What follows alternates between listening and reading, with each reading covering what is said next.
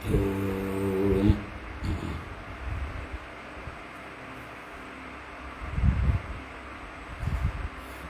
നമസ്കാരം.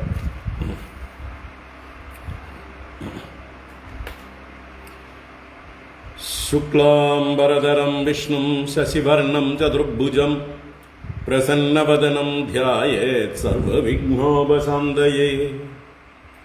ഗുരവേ സർവലോകാനാം ഭിഷജേ ഭവരോഗിണാം നിധയേ സർവവിദ്യാനാം ദക്ഷിണാമൂർത്തയേ നമഃ. ജന്മാദ്യസ്യ യദോന്മയാദിതരതശ്ചാർത്തേഷ്വഭിജ്ഞസ്വരാട് തേനേ ബ്രഹ്മഹൃദായ ആദികവയേ മുഹ്യന്തി യത്സൂരയഃ. തേജോ വാരിമൃതാം യദാ വിനിമയോ യത്ര ത്രിസർഗോ മൃഷാ ധാംനാ സ്വേന സദാ നിരസ്തകുഹകം സത്യം പരം ധീമഹി. ധർമ്മഃ പ്രോജ്ജിതകൈതവോऽത്ര പരമോ നിർമ്മത്സരാണാം സതാം വേദ്യം വാസ്തവമത്ര വസ്തു ശിവദം താപത്രയോന്മൂലനം. ശ്രീമദ്ഭാഗവതേ മഹാമുനികൃതേ കിം വാ പരൈരീശ്വരഃ സദ്യോ ഹൃദ്യവരുദ്യതേത്ര കൃതിഭിഃ ശുശ്രൂഷുഭിസ്തക്ഷണാത്. നിഗമകൽപതരോർഗളിതം ഫലം സുഖമുഖാദമൃതദ്രവസംയുതം പിബത ഭാഗവതം രസമാലയം മുഹുരഹോ രസികാ ഭുവി ഭാവുകാഃ. നാരായണം നമസ്കൃത്യ നരം ചൈവ നരോത്തമം ദേവീം സരസ്വതീം വ്യാസം തതോ ജയമുദീരയേത്. യം പ്രവ്രജന്തമനുപേതമപേതകൃത്യം ദ്വൈപായനോ വിരഹകാതര ആജുഹാവ. പുത്രേതി തന്മയതയാ തരവോഭിനേദുഃ തം സർവഭൂതഹൃദയം മുനിമാനതോസ്മി. യസ്വാനുഭാവമഖിലശ്രുതിസാരമേകം അധ്യാത്മദീപമതിതിതീർഷതാം തമോന്തം സംസാരിണാം കരുണയാഃ പുരാണഗുഹ്യം തം വ്യാസസൂനുമുപയാമി ഗുരും മുനീനാം.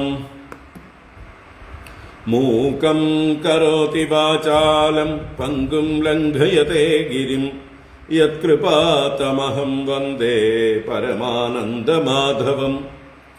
യം ബ്രഹ്മാ വരുണേന്ദ്രരുദ്രമരുതഃ സ്തുന്വന്തി ദിവ്യൈസ്തവൈഃ വേദൈഃ സാംഗപദക്രമോപനിഷദൈഃ ഗായന്തി യം സാമഗാഃ.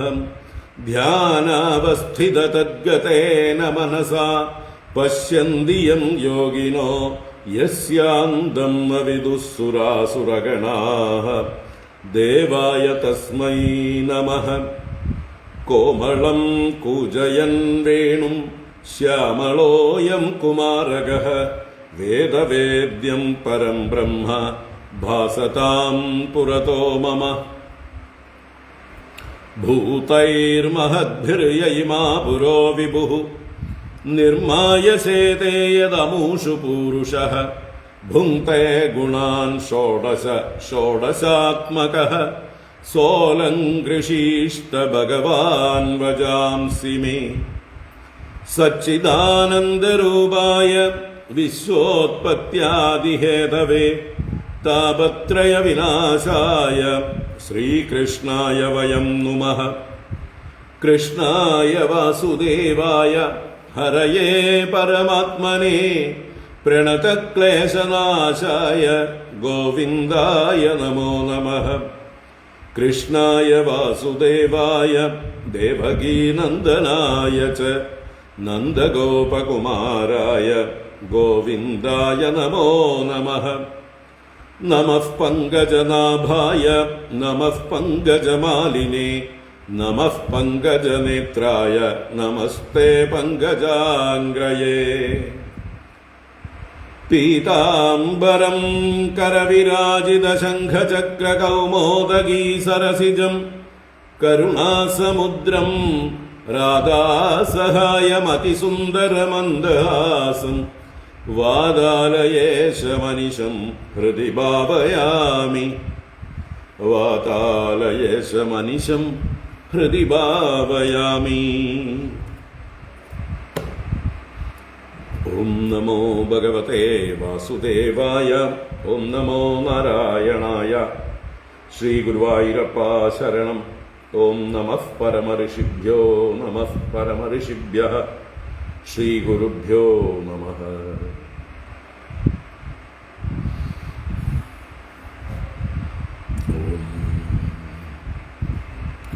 ഹരി ഓം. എല്ലാവർക്കും നമസ്കാരം. എല്ലാവർക്കും ശുഭസായാഹ്നം. ഭാഗവത ജ്ഞാനഗംഗയിലേക്ക് സുസ്വാഗതം. സുസ്വാഗതം.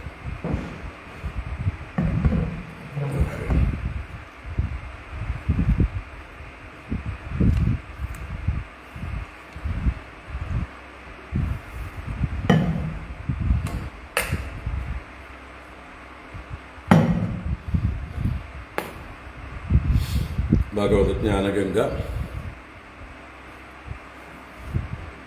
ദശമസ്കന്ധത്തിലെ 60-ാം അധ്യായമാണ്. അതിലെ അവസാന ഭാഗമാണ് നമ്മൾ കാണാൻ പോകുന്നത്. ഭഗവാനും രുക്മിണി ദേവിയും തമ്മിലുള്ള ഒരു പ്രണയ സല്ലാപം, പ്രണയ കലഹം എന്നൊക്കെ പറയാവുന്ന, ഭഗവാൻ രുക്മിണി ദേവിയെ ഒന്ന് പരീക്ഷിച്ചു. രുക്മിണി ദേവി പരീക്ഷയിൽ എന്താ പറയുക, ഫുൾ A+ ആയിട്ട് വിജയിച്ചു അല്ലേ. എല്ലാം പരിപൂർണമായി ഭഗവാന്റെ ചോദ്യങ്ങൾക്ക് അല്ലെങ്കിൽ ഭഗവാന്റെ വാദങ്ങൾക്കെല്ലാം മറുവാദം വേണ്ടതുപോലെ ഉന്നയിച്ച് തൻ്റെ ആ ഒരു നിശ്ചയദാർഢ്യത്തെ, തൻ്റെ പാതിവ്രത്യത്തെ, ഭഗവാന്റെ മഹിമ അറിഞ്ഞുകൊണ്ട് തന്നെയാണ് താൻ ഭഗവാനെ ഭജിച്ചിരിക്കുന്നത്. അല്ലാതെ വേറൊന്നും കണ്ടിട്ടല്ല, നിസ്സാരമായിട്ടുള്ള ലൗകികങ്ങളായിട്ടുള്ള എന്തെങ്കിലും സുഖഭോഗങ്ങൾക്ക് വേണ്ടിയല്ല താൻ ഭഗവാനെ ഭജിക്കുന്നത് എന്നുള്ളത് വളരെ വിശദമായി നിശ്ചയദാർഢ്യത്തോടെ അവതരിപ്പിച്ചു. നമ്മൾ ആ ഭാഗം കഴിഞ്ഞു. ഇനിയിപ്പോൾ അതിനെ തുടർന്നുള്ള കുറച്ച് കാര്യങ്ങൾ, ഭഗവാൻ ദേവിയെ പ്രശംസിക്കുന്നതായിട്ടുള്ള ഭാഗമാണ് അതിൽ മുഖ്യം. നമുക്ക് രുക്മിണ്യുവാച എന്നുള്ള 34-ാം ശ്ലോകം മുതൽക്ക് വായിക്കാം, എന്നിട്ട് കാണാം. ഓം നമോ ഭഗവതേ വാസുദേവായ. അഥ ശ്രീമദ്ഭാഗവതേ ദശമസ്കന്ധേ ഉത്തരാർദ്ധേ ഷഷ്ടിതമോऽധ്യായഃ. രുക്മിണ്യുവാച. 34-ാം ശ്ലോകം. നന്മേവമേതദരവിന്ദവിലോചനാഃ യദ്വൈ ഭവാൻ ഭഗവതോ അസദൃശീ വിഭുംനഃ ക്വ സ്വേമഹിംന്യപിരതോ ഭഗവാൻ ത്രയീശഃ ക്വാഹം ഗുണപ്രകൃതിരാജ്ഞഗൃഹീതപാദ സത്യം ഭയാദിവ ഗുണേഭ്യ ഉരുക്രമാൻ ദശ്യേതേ സമുദ്ര ഉപലംബനമാത്ര ആത്മാ നിത്യം കതീന്ദ്രിയഗണൈകൃത വിഗ്രഹസ്ത്വം ത്വൽസേവകൈർനൃപപദം വിദുദം തമോന്തം ത്വൽപാദപദ്മമകരന്ദജുഷാം മുനീനാം പത്മാസ്ഫുടം നൃപശുഭിർനരുദുർവിഭാവ്യം യസ്മാദലൗകികമിവേഹിതമീശ്വരസ്യ ഭൂമന്തവേഹിതമധോ അനുയേ ഭവന്തം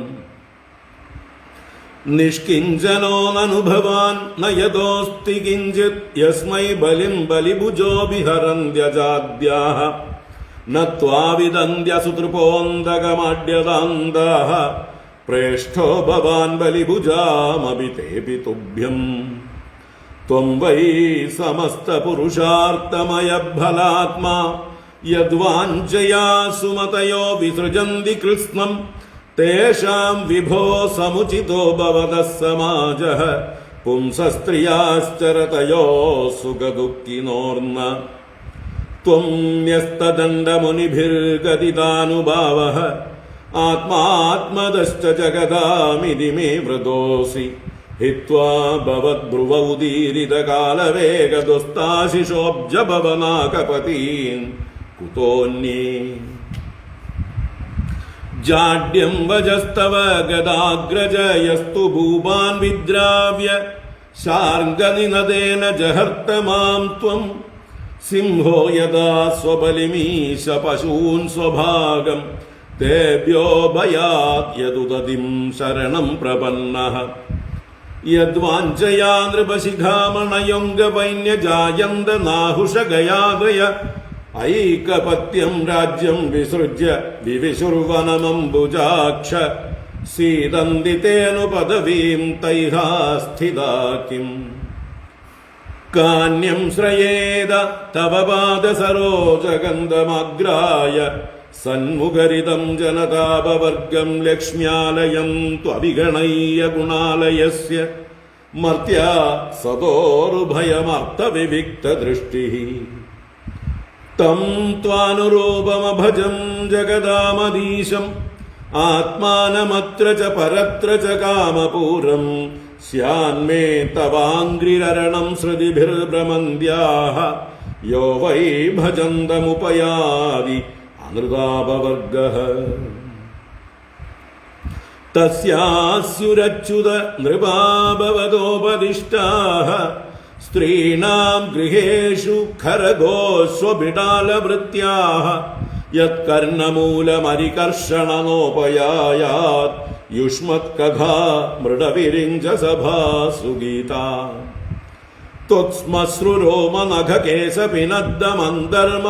ത്വത്സ്മശ്രുരോമനഖകേശപിനദ്ദമന്തർമാംസാസ്തിരക്തകൃമിഭിः കഫപിത്തവാദം ജീവച്ഛവം ഭജതി കാന്തമതിർവിമൂഢാ യാ തേ പദാബ്ജമകരന്ദമജിഗ്രദീ സ്ത്രീ അസ്ത്വംബുജാക്ഷ മമ തേ ചരണാനുരാഗ ആത്മൻ ഹൃദസ്യ മയി ചാനതിരിക്തദൃഷ്ടേഃ യർഹ്യസ്യ വൃദ്ധയ ഉപാത്തരചോദിമാത്രോ മാമീക്ഷസേ തദുഹ നഃ പരമാനുകമ്പ നൈവാളീകമഹം മന്യേ വചസ്തേ മധുസൂദന അംബായാ ഇവ ഹി പ്രായഃ കന്യായാ സ്യാദ്രതി ക്വചിത് വ്യൂഢായാശ്ചാപി പുംശല്യാ മനോഭ്യേതി നവം നവം ബുധോ അസതീം ന ബിഭ്രയാതാം ബിഭ്രത് ഉഭയച്യുതഃ.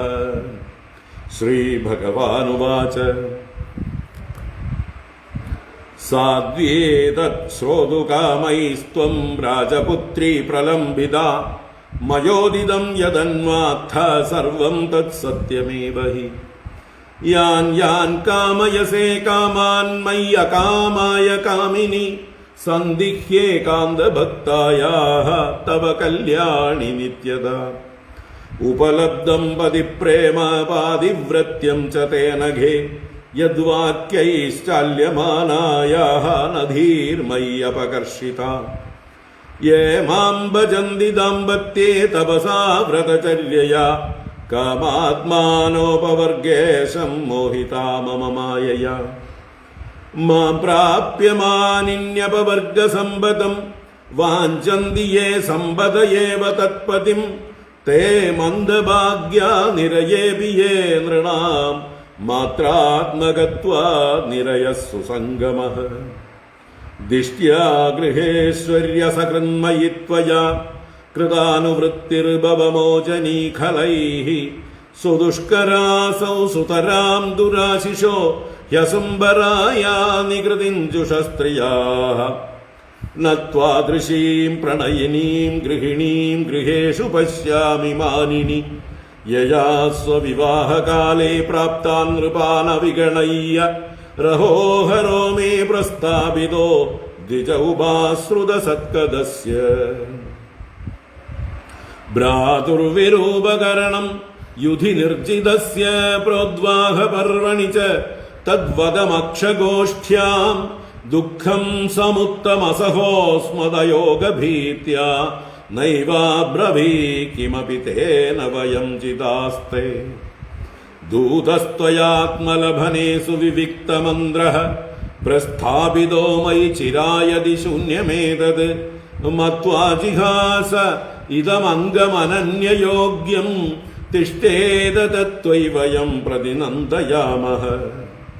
ശ്രീശുക ഉവാച ഏവം സൗരദസംലാപൈഃ ഭഗവാൻ ജഗദീശ്വരഃ സ്വരതോരമയാരേമേ നരലോകം വിഡംബയൻ തഥാന്യാസാമപി വിഭുഃ ഗൃഹേഷു ഗൃഹവാനിവ ആസ്ഥിതോ ഗൃഹമേദീയാൻ ധർമാൻ ലോകഗുരുർഹരിഃ. ഹരി ഓം. ഇത് ശ്രീമദ്ഭാഗവതേ മഹാപുരാണേ പാരമഹംസ്യാം സംഹിതായാം ദശമസ്കന്ധേ ഉത്തരാർദ്ധേ കൃഷ്ണരുക്മിണീ സംവാദോ നാമ ഷഷ്ഠിതമോऽധ്യായഃ.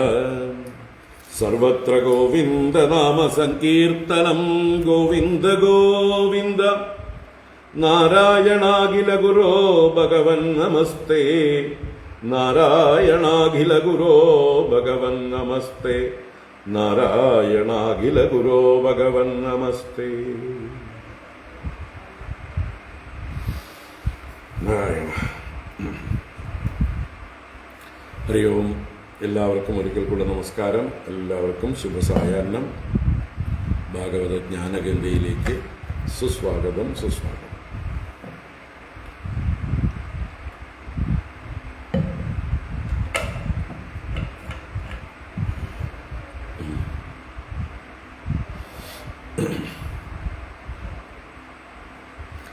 ശ്രീകൃഷ്ണ രുക്മിണി സംവാദമാണ് നമ്മൾ രാവിലെയും ഇന്നലെയൊക്കെ ആയിട്ട് കണ്ടത്. വളരെ ഗംഭീരമായിട്ടുള്ള ഒരു സംവാദം, അഥവാ ഭഗവാന്റെ മാഹാത്മ്യം, ഭഗവാന്റെ തത്വം എല്ലാം വെളിവാക്കിക്കൊണ്ട് രുക്മിണി ദേവി നമ്മൾക്കെല്ലാം പ്രേരണ നൽകുകയാണ്. ഈ ലോകത്തിൽ നിങ്ങളെല്ലാം നിങ്ങളുടെ നാഥനായി ആശ്രയിക്കേണ്ടത്, ഭരിക്കേണ്ടത്, ജീവിതത്തിൻ്റെ പരമ ലക്ഷ്യമായി സ്വീകരിക്കേണ്ടത് ഭഗവാനെയാണ്. ബാക്കിയെല്ലാം നിസ്സാരമാണ്, ഏത് യോനിയിലും ലഭിക്കുന്നതാണ് ഈ വിഷയസുഖങ്ങളെല്ലാം. അതുകൊണ്ട് അതിൻ്റെ പുറകെയല്ല പോകേണ്ടത്. അനിത്യം അസുഖം ലോകം. ഈ ലോകം അത് അനിത്യമാണ്, അസുഖമാണ്. ഇമം പ്രാപ്യ ഭജസ്വ മാം. ഈ ലോകത്തിൽ വന്ന് മനുഷ്യ ശരീരം ലഭിച്ചാൽ ഏറ്റവും ഉത്തമമായിട്ടുള്ള കർമ്മം ഭഗവാനെ ഭജിക്കലാണ്. സത്യം പരം ധീമഹി. പരമസത്യത്തെ ഉപാസിക്കലാണ്, അനുസന്ധാനം ചെയ്യലാണ് മനുഷ്യ ജീവിതത്തിൽ സാധിക്കേണ്ടത്.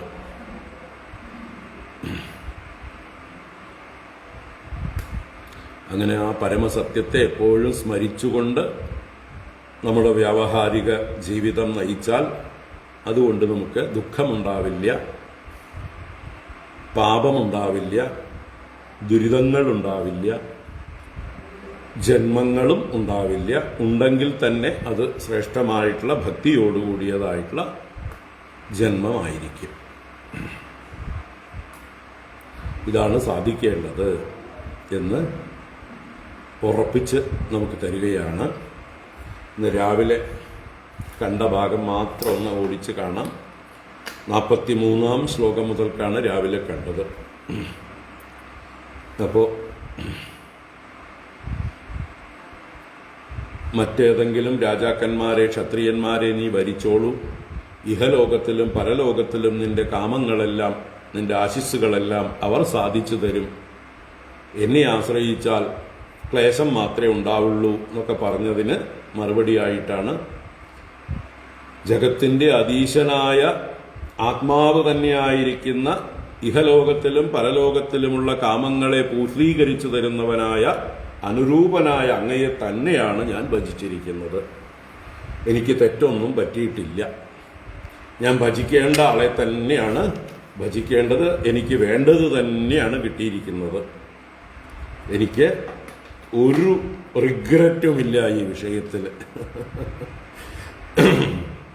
അല്ലേ? പലർക്കും ഉണ്ടാവുന്നത്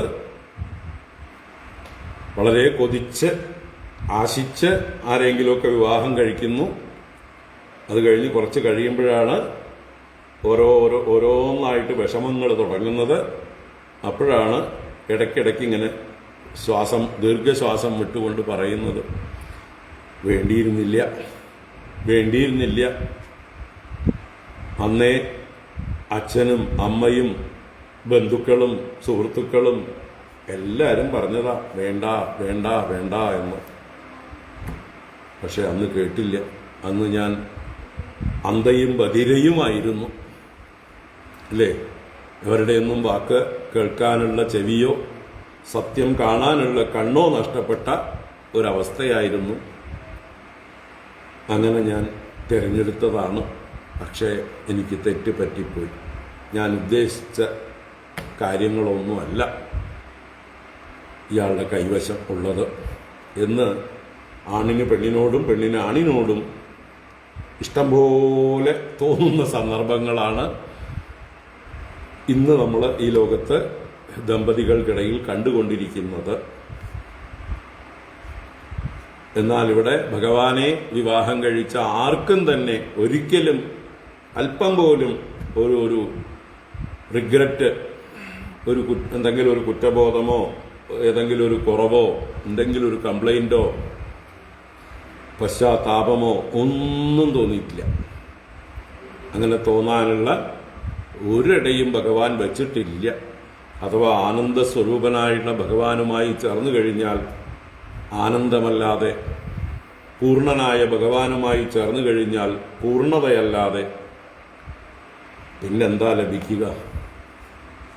അപ്പം അതുകൊണ്ട് ചേരേണ്ടത് പൂർണ്ണനായ ഭഗവാനോടാണ്, ആനന്ദസ്വരൂപനായ ഭഗവാനോടാണ് എന്ന് നമ്മളെല്ലാം തിരിച്ചറിയണം. ബാക്കിയുള്ളതെല്ലാം, ബാക്കി ഈ ലോകത്തിലുള്ള ബന്ധങ്ങളെല്ലാം റിലേഷൻഷിപ്പ്, അല്ലേ? തൽക്കാലമുള്ള ബന്ധങ്ങൾ. ആരൊക്കെ എത്ര കാലം നിൽക്കുന്നോ നിൽക്കട്ടെ, അവരെ അപേക്ഷിച്ചിട്ടല്ല ഞാനിരിക്കുന്നത് എന്ന് വിശ്വാസം അവനവനിൽ വേണം. ആരിൽ നിന്നും ഞാൻ സുഖം പ്രതീക്ഷിക്കുന്നില്ല. കാരണം അവർ സുഖം പ്രതീക്ഷിച്ചിട്ടാണ് എൻ്റെ അടുത്തേക്ക് വന്നിരിക്കുന്നത്. അപ്പോൾ ഞാൻ അവർക്ക് എന്നാലാവുന്ന സുഖം കൊടുക്കാം. അവരിൽ നിന്ന് എന്ത് കിട്ടുന്നോ എല്ലാം ലാഭം, എല്ലാം സുഖമായി ഞാൻ എടുക്കാൻ തീരുമാനിച്ചിരിക്കുന്നു. അവർക്ക് അത്രയൊക്കെ കഴിയുള്ളൂ. അവർക്ക് അവരുടേതായിട്ടുള്ള അല്പതരങ്ങളുണ്ട്, അഥവാ പരിമിതികളുണ്ട്. അല്പന്മാരായിട്ടുള്ളവരിൽ നിന്ന് നമുക്ക് അനന്തമായിട്ടുള്ള ആനന്ദം ലഭിക്കാൻ പോകുന്നില്ല. അതുകൊണ്ട് ആനന്ദത്തിന് ഭഗവാനെ തന്നെ ഭജിക്കണം. ഇതാണ് എല്ലാവരും ഉറപ്പിക്കേണ്ടത്. രുക്മിണി കാണിച്ചു തരുന്ന ആ ഒരു വെളിച്ചം, രുക്മിണി കാണിച്ചു തരുന്ന വഴി.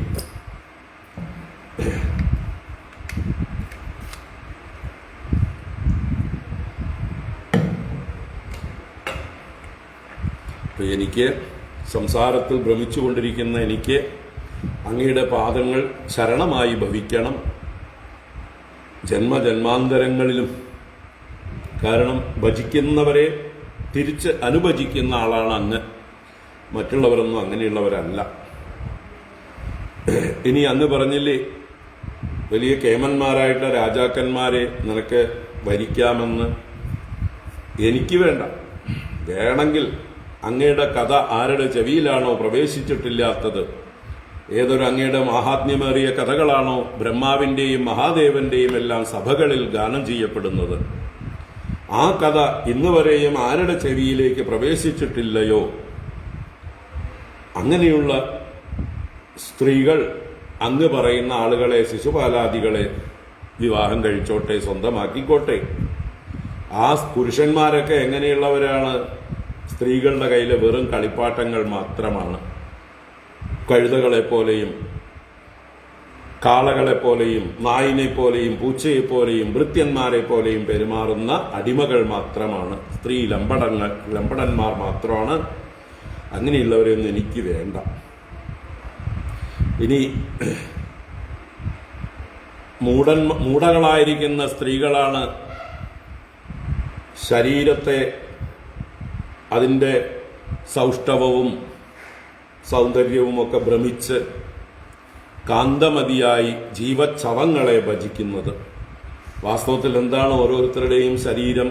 അത് ത്വക്ക്, മീശരോമങ്ങൾ, നഖങ്ങൾ, തലമുടി ഇതെല്ലാം കൊണ്ട് കവർ ചെയ്തു വച്ചിരിക്കുന്നു. ഉള്ളിലാണെങ്കിൽ മാംസം, അസ്ഥി, രക്തം, കൃമി, മലം, കഫം, പിത്തം, വാദം മുതലായിട്ടുള്ള വൃത്തികെട്ട സാധനങ്ങൾ കൂട്ടിവെച്ചിരിക്കുന്ന ഒരു മലഭാണ്ഡം. അത് ജീവച്ചവമാണ്. ആ ജീവച്ചവത്തെ കാന്തമതിയോടുകൂടെ ആകർഷണീയമായിട്ടുള്ള ഇവനെയാണ് വരിക്കേണ്ടത് എന്നുള്ള ഭ്രമത്തോടുകൂടെ വിമൂഢകളായിട്ടുള്ളവർ ഭജിക്കുന്നു. ആരാ? യാ തേ പദാബ്ജമകരന്തം അജിഗ്രതീ സ്ത്രീ. ഏതൊരു സ്ത്രീയാണോ അങ്ങയുടെ പാദകമലങ്ങളിലെ തേൻ കുടിക്കാത്തവൾ, അങ്ങയുടെ യഥാർത്ഥത്തിലുള്ള മഹാത്മ്യം രുചിക്കാത്തവർ, അങ്ങനെയുള്ള സ്ത്രീകൾ മറ്റുള്ള ലൗകികന്മാരായ പ്രാകൃതന്മാരായ വീരശൂര പരാക്രമികളെന്ന് ലോകം വിഡ്ഢികൾ പുകഴ്ത്തി പാടുന്ന അങ്ങനെയുള്ളവരുടെ പുറകെ പൊക്കോട്ടെ. അല്ലയോ അംബുജാക്ഷ, എനിക്ക് എപ്പോഴും അങ്ങയുടെ ചരണാനുരാഗം ഭവിക്കട്ടെ. അസ്തു. അങ്ങ് ആത്മാവിൽ രമിക്കുന്നവനാണ്, സ്വയം പൂർണ്ണകാമനാണ്. അങ്ങയ്ക്ക് എന്നിൽ യാതൊരു തരത്തിലുള്ള അതിരിക്ത ദൃഷ്ടിയുമില്ല, അഥവാ അതിശയിപ്പിക്കുന്ന യാതൊരു ഭാവവും അങ്ങ് എന്നിൽ കാണുന്നില്ല. അതുകൊണ്ട് അങ്ങ് നിസ്സംഗനാണ് എന്ന് പറഞ്ഞത് സത്യം തന്നെ. അങ്ങ് എന്നെ അപേക്ഷിക്കുന്നില്ല, എന്നിൽ നിന്ന് സുഖം പ്രതീക്ഷിക്കുന്നില്ല. അങ്ങ് എന്നെ അനുഗ്രഹിച്ചിരിക്കുക മാത്രമാണ് അങ്ങയുടെ കടാക്ഷം കൊണ്ട്. അങ്ങയുടെ കടാക്ഷം കൊണ്ടാണ് ഈ പ്രപഞ്ചം വൃദ്ധിയെ പ്രാപിക്കുന്നത്. ഇതിൽ സൃഷ്ടിസ്ഥിതിയാദികൾ നടക്കുന്നത് അങ്ങയുടെ കടാക്ഷം കൊണ്ടാണ്. അപ്പോൾ ആ ഒരു കടാക്ഷം എൻ്റെ നേരെ കാണിക്കുന്ന അനുകമ്പ തന്നെയാണ് എന്ന് ഞാൻ കരുതുന്നു.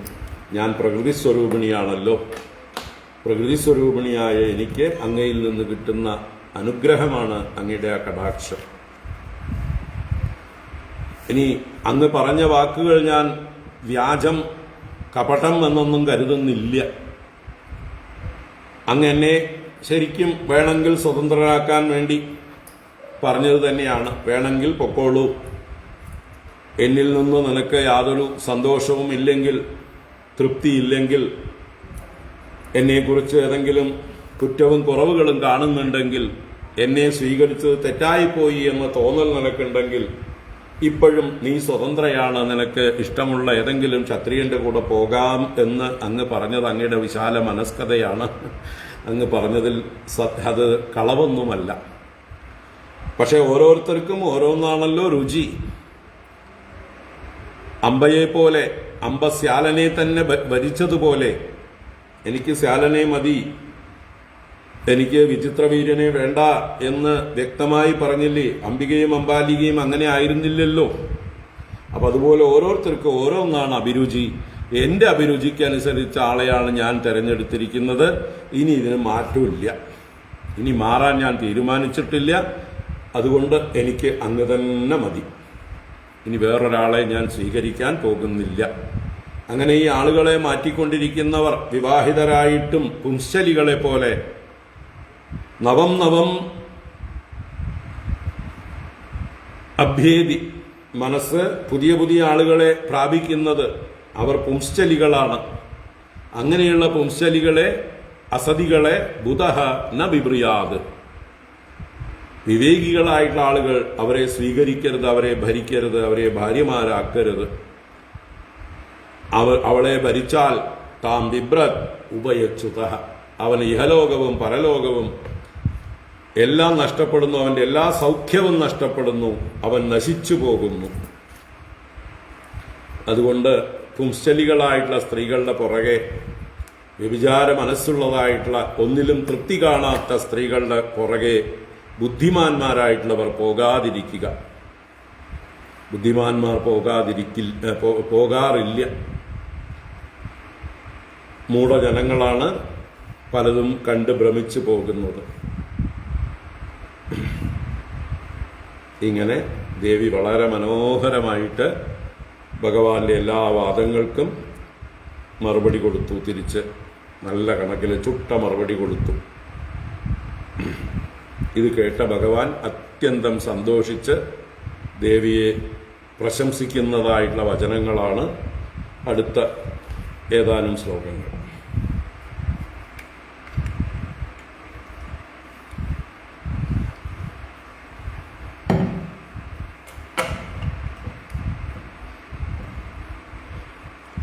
ശ്രീഭഗവാനുവാച സാധ്വേതശ്രോതുകാമൈസ്ത്വം രാജപുത്രീ പ്രലംബിത മയോദിതം യദന്വാത്ഥ സർവം തത്സത്യമേവ ഹി. ശ്രീഭഗവാനുവാച സാധ്വേതശ്രോതുകാമൈസ്ത്വം രാജപുത്രീ പ്രലംബിത മയോദിതം യദന്വാത്ഥ സർവം തത്സത്യമേവ ഹി. ഭഗവാൻ രുക്മിണിയെ നോക്കിക്കൊണ്ട് പറയണു, ഹേ സാധ്വി, അല്ലയോ പതിവ്രതേ, സാധുശീലേ, നല്ല ഉറച്ച നിശ്ചയദാർഢ്യമുള്ളവളെ, സന്മാർഗത്തിൽ ചരിക്കുന്നവളെ, ഹേ സാധ്വി, ഏതത് ശ്രോതുകാമൈഹി ത്വം രാജപുത്രീ പ്രലംബിത. ഹേ രാജപുത്രി, വിദർഭ രാജപുത്രിയായിരിക്കുന്ന ഹേ രുക്മിണി ദേവി, ഏതത് ശ്രോതുകാമൈഹി, ഇപ്രകാരം നീ ഇപ്പൊ പറഞ്ഞില്ലേ, ഇങ്ങനെ നീ പറയുന്നതിനെ ശ്രവിക്കുവാനുള്ള കാമത്തോടു കൂടിയവനായിട്ടാണ്, ഇത് കേൾക്കാൻ വേണ്ടിയിട്ടാണ് ത്വം പ്രലംബിത, നീ വഞ്ചിക്കപ്പെട്ടത്, പരിഹസിക്കപ്പെട്ടത്, വിശ്വസിക്കപ്പെട്ടത് എന്നൊക്കെ അർത്ഥം. നിന്നെ ഞാൻ നർമ്മഭാഷണത്തിലൂടെ കളിയാക്കിയത്, നീ അത് സത്യമാണെന്ന് വിശ്വസിച്ചു, പക്ഷെ അത് നിന്നിൽ നിന്ന് ഈ പ്രകാരമുള്ള മറുപടി കേൾക്കാൻ വേണ്ടി മാത്രം പറഞ്ഞതാണ്. ഇതാണ് ഞാൻ പ്രതീക്ഷിച്ച ഉത്തരം. ഇങ്ങനെ പറയുന്നവളാണ് ഉത്തമ സാധ്വി. ത്വം പ്രലംബിത മയാ ഉദിതം അന്വാത്തായത് തത്സർവം സത്യമേവ ഹി. മയാ ഉദിതം, എന്നാൽ പറയപ്പെട്ടതിനെല്ലാം, അന്വാത്തായത്,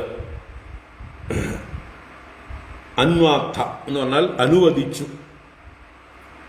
അനുവാദനം ചെയ്തു എന്ന് പറഞ്ഞാൽ അതിനൊക്കെ വ്യാഖ്യാനിച്ചു, അതിനൊക്കെ മറുപടി പറഞ്ഞു എന്നൊക്കെ അർത്ഥമാണ് അന്വാത്ത.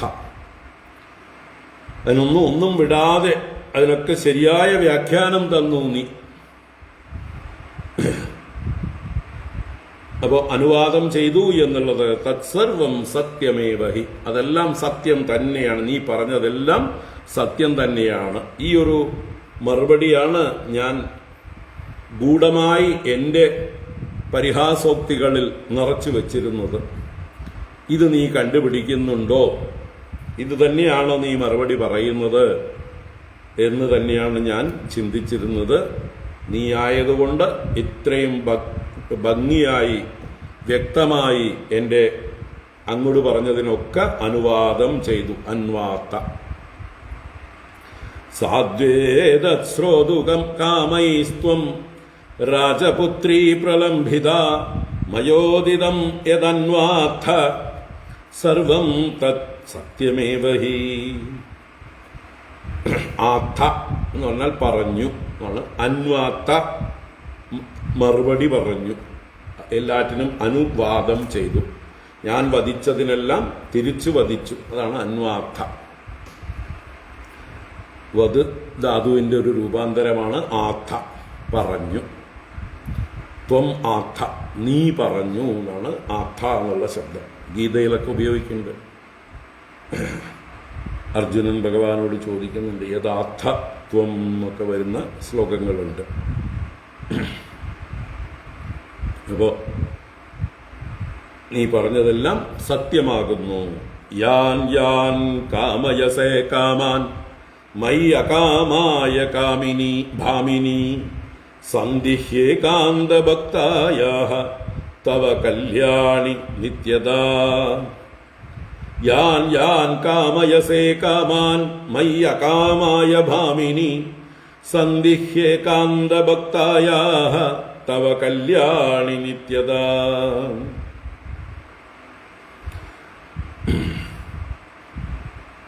ഹേ ഭാമിനി, അല്ലയോ ഉത്തമയായിരിക്കുന്നവളെ, സുന്ദരിയായിരിക്കുന്നവളെ ഭാമിനി, കല്യാണി, മംഗളശീലേ, ശോഭനേ അർത്ഥം.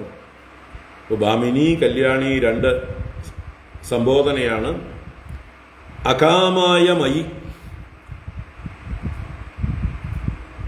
അകാമായ കാമനാശത്തിനായിക്കൊണ്ട്, കാമായ അല്ല അകാമായ കാമനാശത്തിനായിക്കൊണ്ട്, മയി യാൻ യാൻ കാമാൻ യാ കാമയസേ, എന്നിൽ നീ ഏതേത് കാമങ്ങളെ കാമിക്കുന്നുവോ, ഏകാന്ത ഭക്തായാഹ തവ നിത്യതാ സന്ധിഹി, ഏകാന്ത ഭക്തയായിരിക്കുന്ന, എന്നിൽ തന്നെ ഉറച്ച ഭക്തിയോടുകൂടിയിരിക്കുന്ന, സ്ഥിരഭക്തിയോടുകൂടിയിരിക്കുന്ന നിന്നിൽ അവ എല്ലായ്പ്പോഴും ഉണ്ട്.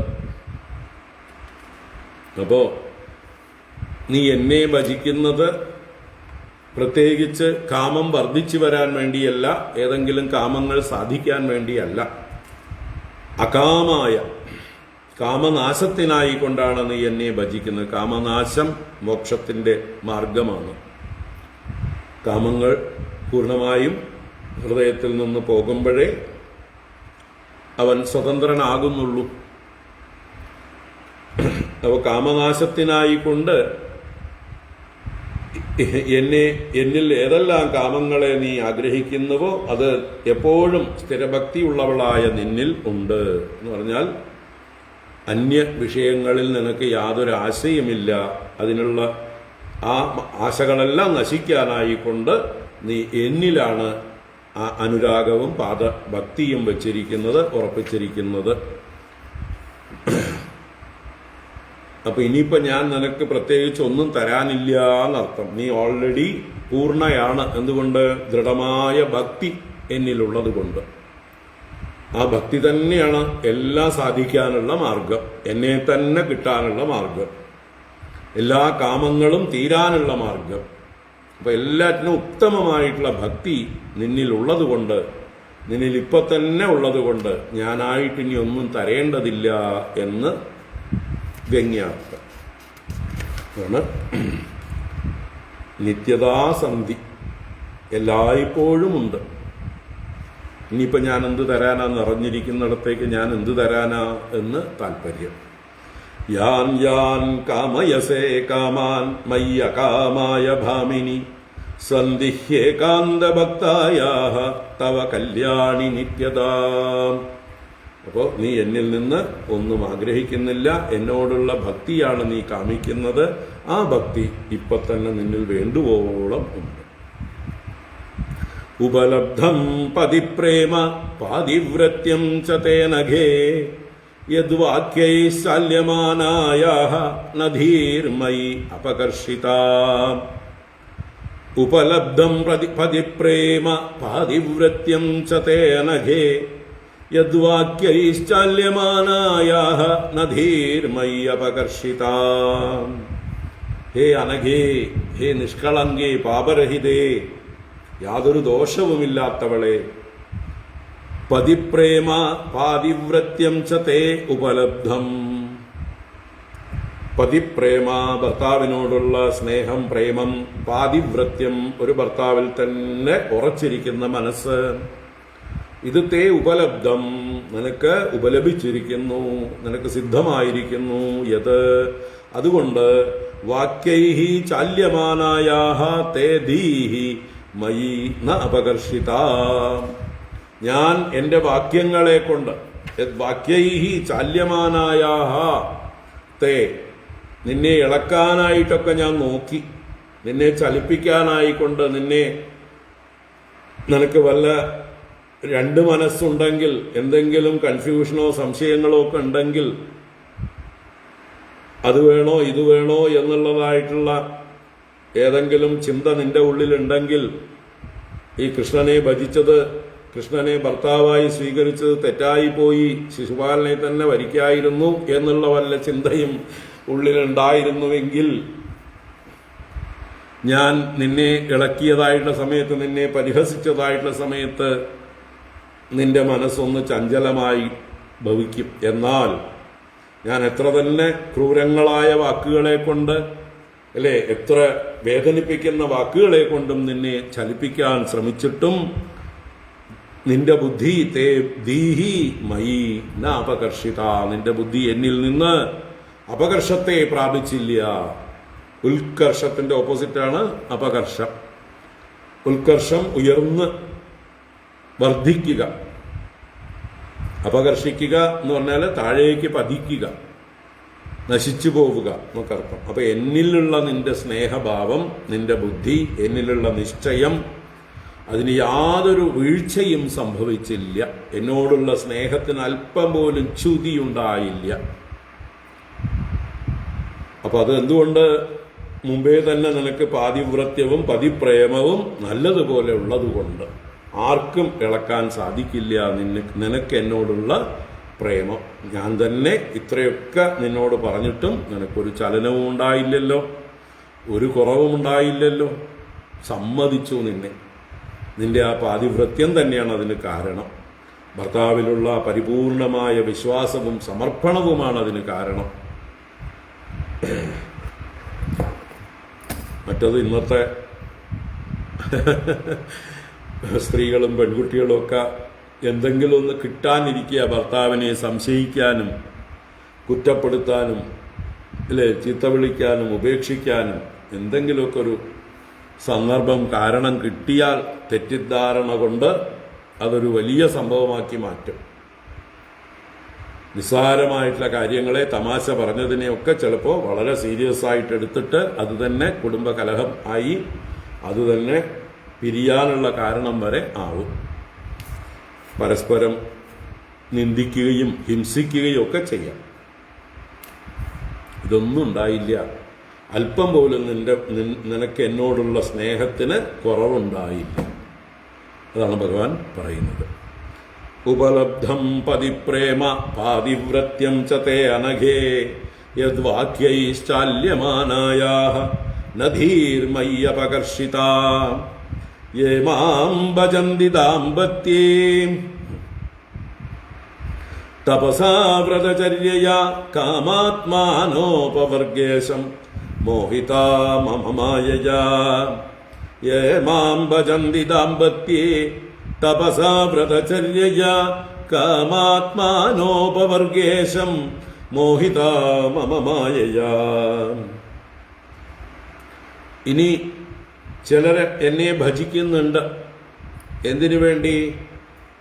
ലൗകിക സുഖങ്ങൾക്ക് വേണ്ടി, ദാമ്പത്യ സുഖത്തിന് വേണ്ടി അല്ലേ? അപ്പോ അവരെങ്ങനെയുള്ളവരാണ്? കാമാത്മാനഃ, കാമശീലരായിരിക്കുന്നവർ, വിഷയസുഖങ്ങളിൽ ആഗ്രഹം വെച്ചിരിക്കുന്നവർ. യാവരാണോ ദാമ്പത്യേ, ദമ്പതീ സുഖത്തിന് വേണ്ടി തപസാ വ്രതചര്യയാ അപവർഗേശം മാം ഭജന്തി. അവർ തപസ്സൊക്കെ വ്രതങ്ങളൊക്കെ അനുഷ്ഠിക്കും അല്ലേ? പലരും നല്ല ഭർത്താവിനെ കിട്ടാൻ തിങ്കളാഴ്ച വ്രതം അനുഷ്ഠിക്കാറുണ്ട്. ഭർത്താവിനെ കിട്ടിയതിന് ശേഷവും ഭർത്താവിൻ്റെ ആയുസ്സിനും ആരോഗ്യത്തിനും ഐശ്വര്യത്തിനും എല്ലാമായിട്ട് വ്രതങ്ങൾ അനുഷ്ഠിക്കും. ഒരു ഭഗവാനെ ഭജിക്കുന്നുണ്ട്. ഭഗവാനെ എന്തിനായിട്ട് ഉപയോഗിക്കുന്നു? ഭഗവാൻ ഒരു ഏജന്റ്, ഒരു മാധ്യമം. എന്തിന്? ഭർത്തൃസുഖം തരാനുള്ള ആള്. ഭഗവാനെ വേണ്ട. ഭഗവാനെ ഭജിക്കുന്നത് ഭഗവാനെ വേണ്ടിയിട്ടല്ല, ഭഗവാനിൽ നിന്ന്, മറ്റൊരു ലൗകികനിൽ നിന്ന് സുഖം കിട്ടാൻ വേണ്ടി, ഭഗവാന്റെ അനുഗ്രഹം കൊണ്ട്. അതാണല്ലോ ഭഗവാൻ പറയുന്നത്. കാമാത്മാക്കൾ അവർ വലിയ തപസ്സും വ്രതചര്യയും ഒക്കെ അനുഷ്ഠിക്കും. പക്ഷെ എന്നിൽ നിന്ന് അവർ പ്രതീക്ഷിക്കുന്നത് എന്താ? ദമ്പതി സുഖം. സ്ത്രീകൾ തങ്ങളുടെ ഭർത്താക്കന്മാരിൽ നിന്ന് ദാമ്പത്യ സുഖം പ്രതീക്ഷിക്കുന്നു. പുരുഷന്മാർ എന്നെ ഭജിച്ചുകൊണ്ട് ഭാര്യമാരിൽ നിന്ന് സുഖം തേടുന്നു. വാസ്തവത്തിൽ ഞാൻ ആരാണ്? അപവർഗേശം. അപവർഗത്തിന് ഈശനാണ് ഞാൻ. അപവർഗം നൽകാൻ തന്നെ പ്രാപ്തനാണ് ഞാൻ. എന്നെ ഭജിച്ചാൽ എല്ലാ സംസാര ദുഃഖങ്ങളിൽ നിന്നും, എല്ലാ പരമ്പരകളിൽ നിന്നും പരിപൂർണമായിട്ടുള്ള മോചനം കൊടുക്കാൻ കഴിവുള്ളവനാണ് ഞാൻ. അങ്ങനെയുള്ള എന്നെ എന്തിനു വേണ്ടി ഭജിക്കുന്നു? ഈ ദാമ്പത്യ സുഖത്തിന് വേണ്ടി ഭജിക്കുന്നു. മാം ഭജന്തി. അവരൊക്കെ എങ്ങനെയുള്ളവരാ? മമ മായയാ മോഹിതാഹ, എന്റെ മായ കൊണ്ട് മോഹിതരാവുന്നു. എന്റെ മായ കൊണ്ട് ഈ പ്രപഞ്ചത്തിൽ, ഈ വിഷയങ്ങളിൽ, സ്ത്രീ സുഖത്തിൽ എല്ലാം ഭ്രമിച്ചിരിക്കുന്ന മൂഢന്മാരാകുന്നു അവർ. അപ്പൊ ഭഗവാനെ ഭജിക്കുന്നു, പക്ഷെ ഭഗവാനിൽ നിന്ന് പ്രതീക്ഷിക്കുന്നത് ഭഗവാൻ ഭർത്തൃസുഖം അല്ലെങ്കിൽ ഭാര്യാസുഖം കൊടുക്കണം. ഇതാണ് അവരൊക്കെ അപവർഗേശനായ എന്നെ ഭജിച്ചിട്ട് എന്നിൽ നിന്ന് അപവർഗമല്ല ചോദിക്കുന്നത്, പിന്നെയോ പവർഗങ്ങളെ തന്നെയാണ് ചോദിക്കുന്നത്. അല്ലേ? ധ്രുവന്റെ നിരാശ നമ്മൾ കണ്ടതാണ്. ധ്രുവൻ ഭഗവാനെ തപസ്സനുഷ്ഠിച്ച് ഭഗവാൻ പ്രത്യക്ഷനായി അനുഗ്രഹം ചെയ്ത് അന്തർദാനം ചെയ്തപ്പോൾ ധ്രുവൻ നിരാശനായി. നിരാശയോടുകൂടെ അദ്ദേഹം വല്ലാതെ തപിച്ചുകൊണ്ടാണ് മടങ്ങിയത്. എന്താ അദ്ദേഹം ചിന്തിച്ചത്? സംസാരത്തെ നശിപ്പിക്കാൻ യോഗ്യനായ ഭഗവാനെ പ്രാപിച്ചിട്ട് സംസാരമാണല്ലോ ഞാൻ ചോദിച്ചു വാങ്ങിയത്. ഭവച്ചിതം അയാചേയഹം ഭവം ഭാഗ്യവിവർജിതഃ. ഭവച്ഛേദിയായ ഭഗവാനോട് ഭാഗ്യവിവർജിതനായ അഹം ഭവം അയാചേ, ഭവത്തെ യാചിച്ചുവല്ലോ. രാജസിംഹാസനമൊക്കെയാണല്ലോ ആഗ്രഹിച്ചത്. രാജസിംഹാസനം എന്താ വലിയ കേമമാണോ? വെറും ഭാരം മാത്രം, മുൾക്കിരീടം മാത്രം, അസ്വാതന്ത്ര്യം മാത്രം. നമ്മൾ എത്ര ഔന്നത്യത്തിലെത്തുന്നോ, എത്ര വലിയ പദവിയിലെത്തുന്നോ അത്രയും നമുക്ക് ബന്ധനങ്ങളാണ്. സ്വാതന്ത്ര്യം നഷ്ടപ്പെട്ടുകൊണ്ടിരിക്കുകയാണ്. അല്ലേ? ഉയരത്തിലേക്ക് ഉയരത്തിലേക്ക് ഉയരത്തിലേക്ക് പോകുന്തോറും ജാഗ്രത കൂടിക്കൂടി വരണം. പതിച്ചാൽ വേദന, നാശനഷ്ടങ്ങൾ കൂടും. ഇതുപോലെയാണ് വലിയ വലിയ പദവികളിലേക്ക് എത്തും തോറും വാസ്തവത്തിൽ ക്ലേശങ്ങൾ, അസ്വാതന്ത്ര്യം, ദുഃഖങ്ങൾ എല്ലാം വന്നു ചേരും. സ്വന്തം സുഖത്തിന് വേണ്ടി, സ്വന്തം സ്വാതന്ത്ര്യത്തിന് വേണ്ടി ഒന്നും ചെയ്യാൻ പറ്റാതെയാവും. എന്തു ചെയ്താലും വിമർശനം. അല്ലേ? നമ്മുടെ പ്രധാനമന്ത്രിയോ പ്രസിഡന്റോ ഗവർണറോ എന്തെങ്കിലുമൊക്കെ ചെയ്തു കഴിഞ്ഞാൽ സൂക്ഷ്മദർശിനിയായിട്ടിരിക്കുകയാണ്, വിമർശിക്കാനായിട്ട്. ദോഷൈക ദൃക്കുകൾ. ഞാനോ നിങ്ങളോ എന്തെങ്കിലും ചെയ്താൽ ആരെങ്കിലും മൈൻഡ് ചെയ്യും? നമുക്കൊക്കെ എന്തെങ്കിലും അബദ്ധം പറ്റിയാലും ആരും അറിയില്ല, നമ്മൾ മാത്രമേ അറിയുള്ളൂ. അല്ലേ? എത്രത്തോളം നമ്മൾക്ക് സ്ഥാനമാനങ്ങൾ, പോപ്പുലാരിറ്റി അതൊക്കെ കിട്ടുന്നു, അതിനനുസരിച്ചാണ് നമ്മുടെ അസ്വാതന്ത്ര്യം. അപ്പോ ഇവിടെ അപവർഗേശനായ ഭഗവാനെ ഭജിച്ചിട്ട് നിസ്സാരമായ പവർഗങ്ങളാണ് ചോദിച്ചു മേടിക്കുന്നത്.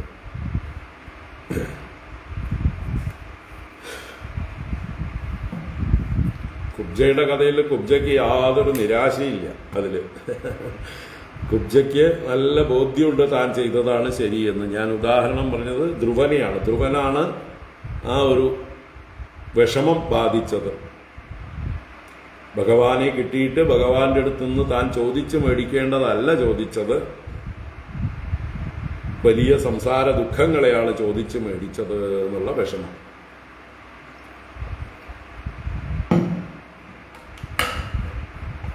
കുബ്ജയ്ക്ക് പിന്നെ അതിൽ റിഗ്രറ്റ് ഒന്നുമില്ല.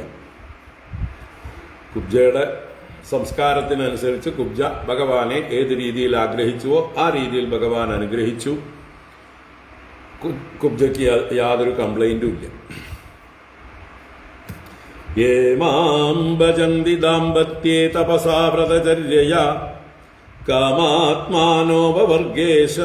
മോഹിതാ മമ മായയാ. അപ്പോ അങ്ങനെയുള്ള മായയിലൊന്നും നീ പെട്ടില്ല. നീ മായയെ ജയിച്ചിരിക്കുന്നു രുക്മിണി. എന്റെ മായ കൊണ്ട് മോഹിതയല്ല നീ. നീ എന്നെ തന്നെയാണ് ഭജിച്ചത്, എന്നിൽ നിന്ന് എന്തെങ്കിലുമല്ല നീ ഭജിച്ചത്. മാം പ്രാപ്യ മാനിന്യപവർഗ സമ്പദം വാഞ്ചന്തി യേ സമ്പദയേവ സത്പതിം തേ മന്ദഭാഗ്യാ നിരയേവി യേ നൃണാം മാത്രാത്മകത്വാത് നിരയസ്സു സംഗമഃ.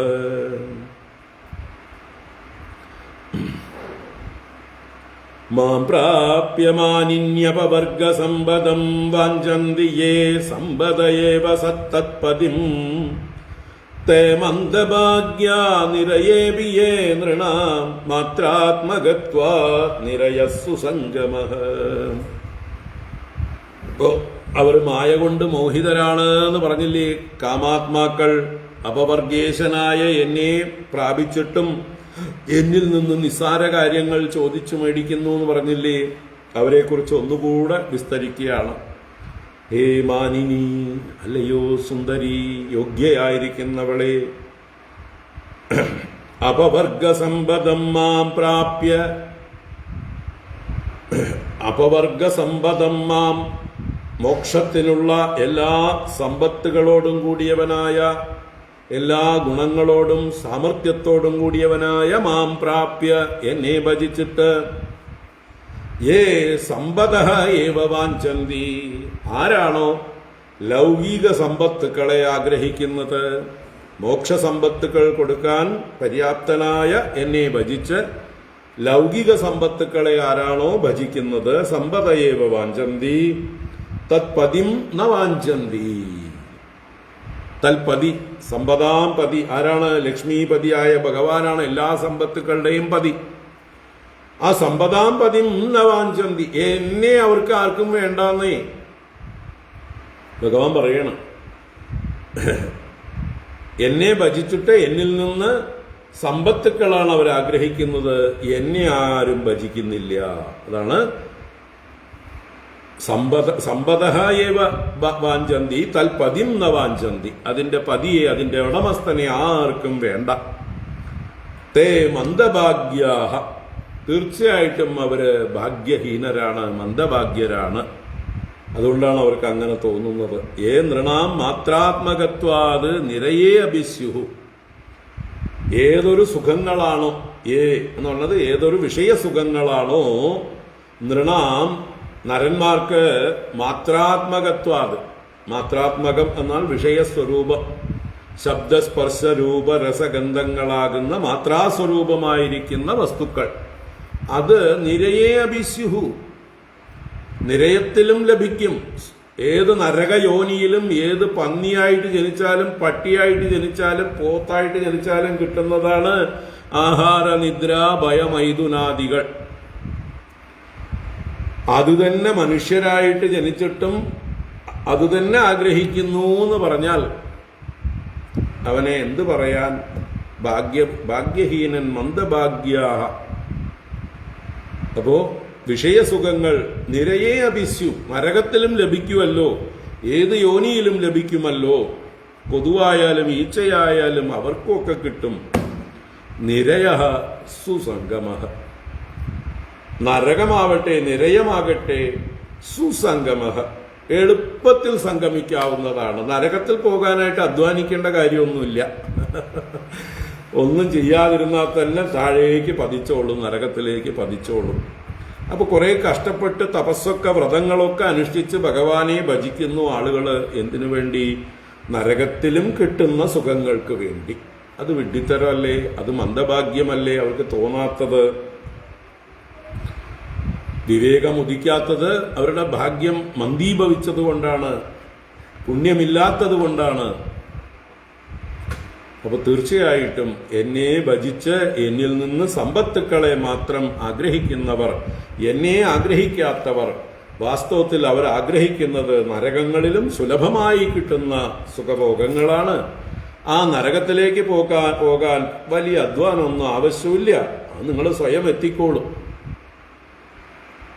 സുസംഗമഃ,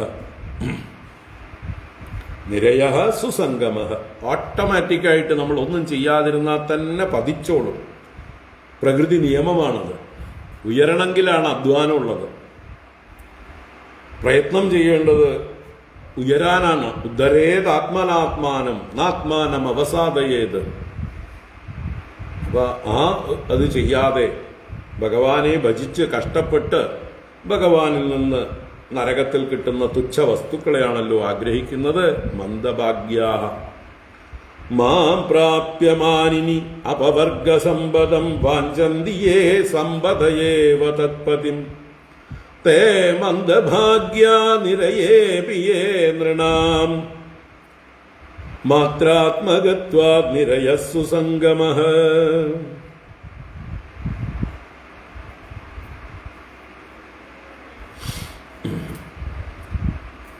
ദിഷ്ട്യാ ഗൃഹേശ്വരി അസകൃന്മയി ത്വയാ കൃതാനുവൃത്തിർഭവമോചനീ ഖലൈഃ സുദുഷ്കരാസൗ സുതരാം ദുരാശിഷോ ഹ്യസുംഭരായ നികൃതിഞ്ജുഷസ്ത്രിയാഃ.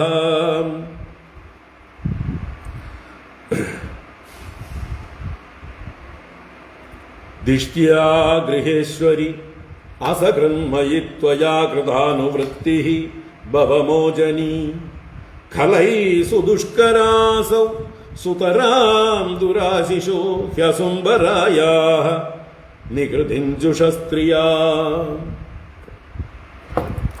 ദിഷ്ട്യാ ഭാഗ്യം കൊണ്ട് നിനക്ക് ഈ സദ്ബുദ്ധിയുണ്ടായി. സാധാരണ സ്ത്രീകൾക്കൊന്നും നിന്നെ പോലെയുള്ള ഈ സദ്ബുദ്ധി ഉണ്ടാവില്ല. ഇതാണ് ഈ ശ്ലോകത്തിലെ ആശയം. ദിഷ്ട്യ എന്ന് പറഞ്ഞാൽ ഭാഗ്യം കൊണ്ട്. ഹേ ഗൃഹേശ്വരി, അല്ലയോ എന്റെ ഗൃഹനായികേ, ഗൃഹനായികയായ രുക്മിണി, ഖലൈഹി സുദുഷ്കരാ ഭവമോചനീ മയി അനുവൃത്തി. ഖലൈഹി ദുഷ്ടൈഹി സുദുഷ്കര, ദുഷ്കരം ആയിട്ടുള്ളതാണ്, വളരെ പ്രയാസമേറിയതാണ്. എന്ത്? ഭവമോചനീ മയി അനുവൃത്തി. മയി അനുവൃത്തി, എന്നിൽ തന്നെ മനസ്സെപ്പോഴും ഉറപ്പിക്കുക. അനുവൃത്തി, എന്നെ തന്നെ അനുസന്ധാനം ചെയ്യുക. അങ്ങനെ ചെയ്താൽ എന്താ ഗുണം? ഭവമോചനി, സംസാര ദുഃഖങ്ങളിൽ നിന്ന് മോചിപ്പിക്കുന്നതാണ് ഭഗവത് സ്മരണ. സത്യം പരം ധീമഹി, സത്യം പരം ധീമഹി എന്ന് നിരന്തരം അനുസന്ധാനം ചെയ്യുന്തോറും നമ്മുടെ ഭവദുഃഖങ്ങൾ പോകുന്നു. താപത്രയോന്മൂലനം. അപ്പോ ഭവമോചനീമയി അനുവൃത്തി, സംസാര ദുഃഖങ്ങളിൽ നിന്ന് മോചിപ്പിക്കുന്നതാണ് എന്നിലുള്ള അനുവൃത്തി, അഥവാ എന്നെക്കുറിച്ചിട്ടുള്ള സ്മരണ, എന്റെ ഭക്തി. ആ ഭക്തി വളരെ കഷ്ടമാണ്. ആർക്ക്? ഖലൈഹി, ദുഷ്ടന്മാർക്ക് ഒരിക്കലും ഉണ്ടാവില്ല, അവർക്ക് ആ സംസ്കാരം ഇല്ല.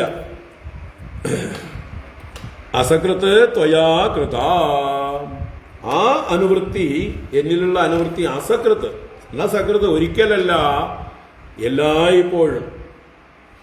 ത്വയാ കൃത, നിന്നാൽ ചെയ്യപ്പെട്ടിരിക്കുന്നു. അപ്പൊ നീ നിരന്തരം എന്നിൽ തന്നെ മനസ്സ് വെച്ചിരിക്കുന്നു. അത് ഭാഗ്യം. ദിഷ്ട്യ, ഭാഗ്യം കൊണ്ടാണ്. അസൗ ദുരാശിഷഃ നികൃതിഞ്ജുഷഃ അസുംബരായാഃ സ്ത്രിയാഃ സുതരാം സുദുഷ്കരാം.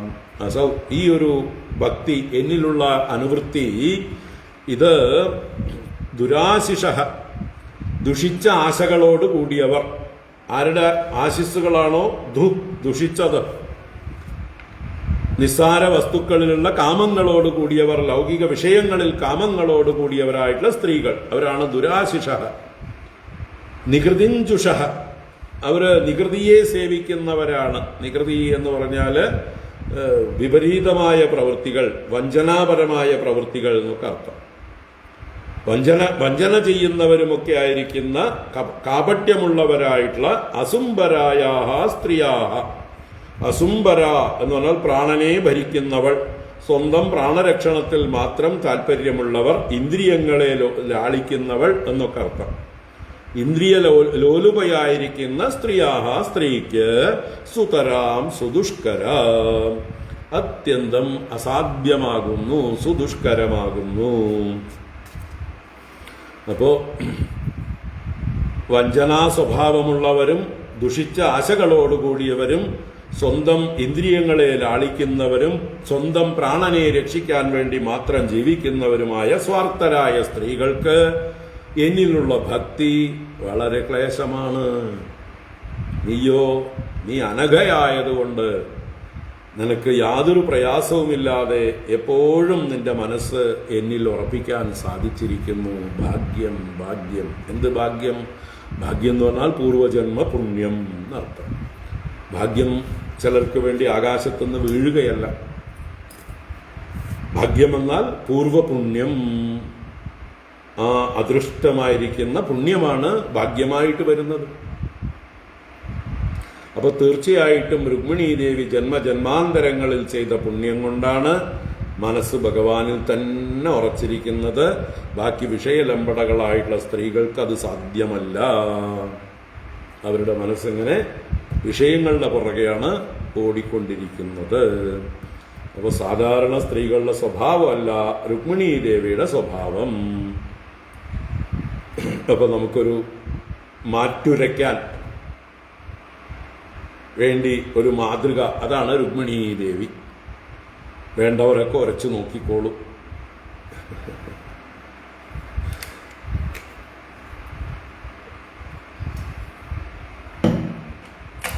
ഭഗവാനെ ഭജിച്ച് ഭഗവാനിൽ നിന്ന് വിഷയസുഖങ്ങളാണോ ആഗ്രഹിക്കുന്നത്, അതോ ഭഗവാനെ തന്നെ മതി എന്ന് ചിന്തിക്കുന്നുവോ? ഇതാണ് ഉരയ്ക്കുമ്പോൾ ശ്രദ്ധിക്കേണ്ടത്.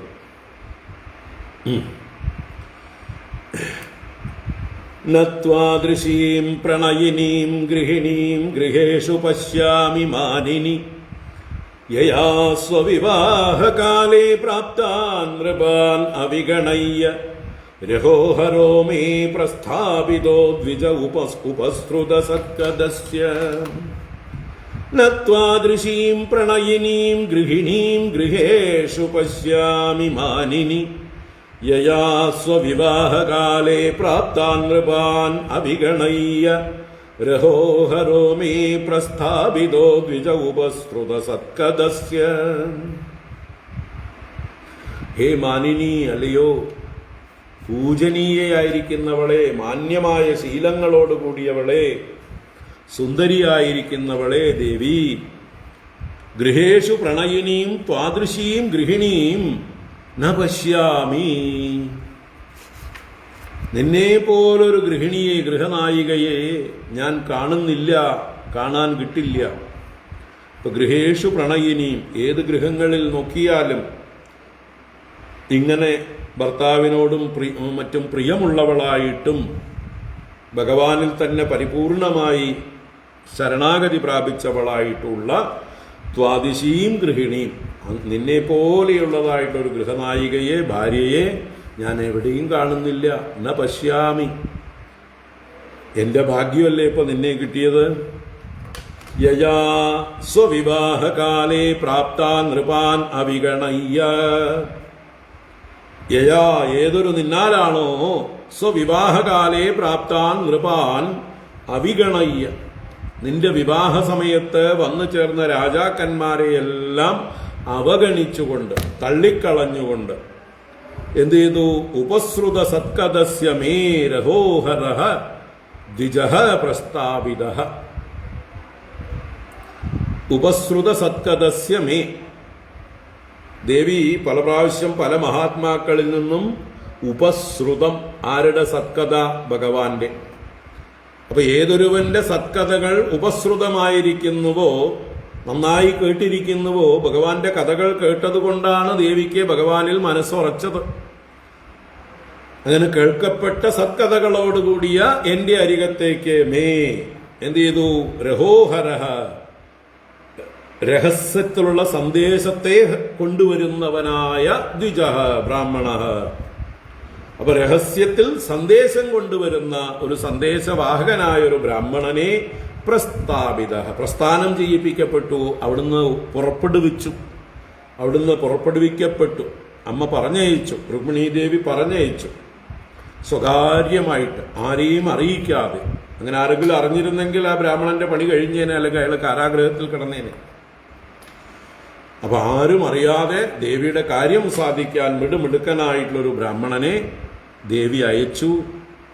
തീർച്ചയായിട്ടും മറ്റുള്ളവരെയൊക്കെ അവഗണിച്ചുകൊണ്ട്, വലിയ രാജാക്കന്മാരെയൊക്കെ അവഗണിച്ചുകൊണ്ട്, ആ വിവാഹ സമയത്ത് നീ എന്നെ തന്നെ തെരഞ്ഞെടുത്തുവല്ലോ, അപ്പോൾ നിന്നെ പോലെയുള്ള ഒരു യോഗ്യയായിട്ടുള്ള ഒരു ഗൃഹിണിയെ ഞാൻ എവിടെയും കാണുന്നില്ല, ഒരു ഗൃഹത്തിലും കാണുന്നില്ല. വെറും ആരൊക്കെയോ പറഞ്ഞ കഥകളിൽ നിന്ന് നീ എന്നെ വിശ്വസിച്ച് എൻ്റെ അടുത്തേക്ക് അയച്ചു. അപ്പോൾ നീ ദൂതനെ അയച്ചു, നിന്റെ ദൂതൻ പറഞ്ഞതനുസരിച്ച് ഞാൻ നിന്റെ ആജ്ഞാ അനുവർത്തിയായി പ്രവർത്തിച്ചു. എനിക്കിനി അതല്ലേ സാധിക്കുള്ളൂ. കാരണം നീ അത്രയും ത്യാഗമാണ് സഹിച്ചിട്ടുള്ളത്. നീ എന്നെ തന്നെ വരിക്കുകയാണ് ചെയ്തിട്ടുള്ളത്. ആ നിന്റെ പ്രേമത്തിന്റെ മുമ്പിൽ ഞാനിതാ എന്നെ തന്നെ സറണ്ടർ ചെയ്തിരിക്കണമെന്നുള്ള രീതിയിലാണ് ഭഗവാൻ പറയുന്നത്. ഇനിയും ദേവിയുടെ ആ മഹാത്മ്യത്തെ പറയുന്നു.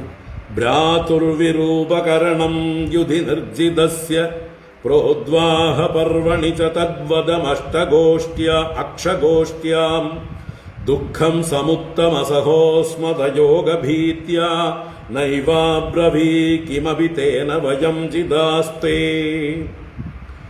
ഭ്രാതുർവിരൂപകരണം യുധി നിർജിതസ്യ പ്രോദ്വാഹ പർവണി ച തദ്വദമക്ഷഗോഷ്ട്യാം ദുഃഖം സമുത്തമസഹോസ്മതയോഗഭീത്യ നൈവാബ്രവീ കിമപി തേന വയം ജിദാസ്തേ.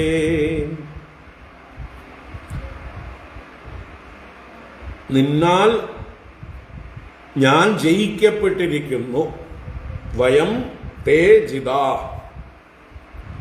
ജിതാ എന്നാൽ നിന്നാൽ ജയിക്കപ്പെട്ടിരിക്കണമെന്നർത്ഥം. വയം എന്നാ പറഞ്ഞത്. വയം ജിതാഹ, ഞങ്ങൾ ജയിക്കപ്പെട്ടിരിക്കണു. ഞങ്ങൾ എന്ന് പറഞ്ഞാൽ ഇവിടെ ഞങ്ങൾ യാദവന്മാർ, ഞാനും എൻ്റെ ജ്യേഷ്ഠനുമൊക്കെ അടക്കം എല്ലാവരും നിന്നാൽ ജയിക്കപ്പെട്ടിരിക്കുന്നു. എന്താ കാരണം? എങ്ങനെയൊക്കെയാണ് നീ ഞങ്ങളെ ജയിച്ചത്? ആ വിവാഹ സമയത്ത് നിന്റെ സഹോദരൻ രുക്മി എന്ത് ചെയ്തു? യുദ്ധം ചെയ്തു എന്നോട്. ആ സമയത്ത് പ്രോദ്വാഹ പർവണി അല്ല, അത് രണ്ടാമത്തെ വിവാഹത്തിലാണ്. അപ്പൊ എന്തായാലും യുധി നിർജിതസ്യ ഭ്രാതുഹു വിരൂപകരണം. യുദ്ധത്തിൽ ഏതൊരു രുക്മിയെ ജയിച്ചുവോ ഞാൻ, ആ ജയിച്ച ആ രുക്മി എന്ന ഭ്രാതാവിനെ ഞാൻ വിരൂപൻ ആക്കി ചെയ്തു.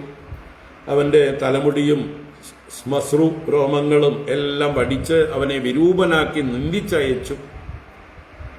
ആ സമയത്ത് ഉണ്ടായ ദുഃഖം നീ സഹിച്ചു, ഒന്നും മിണ്ടിയില്ല എന്താ പറയണം.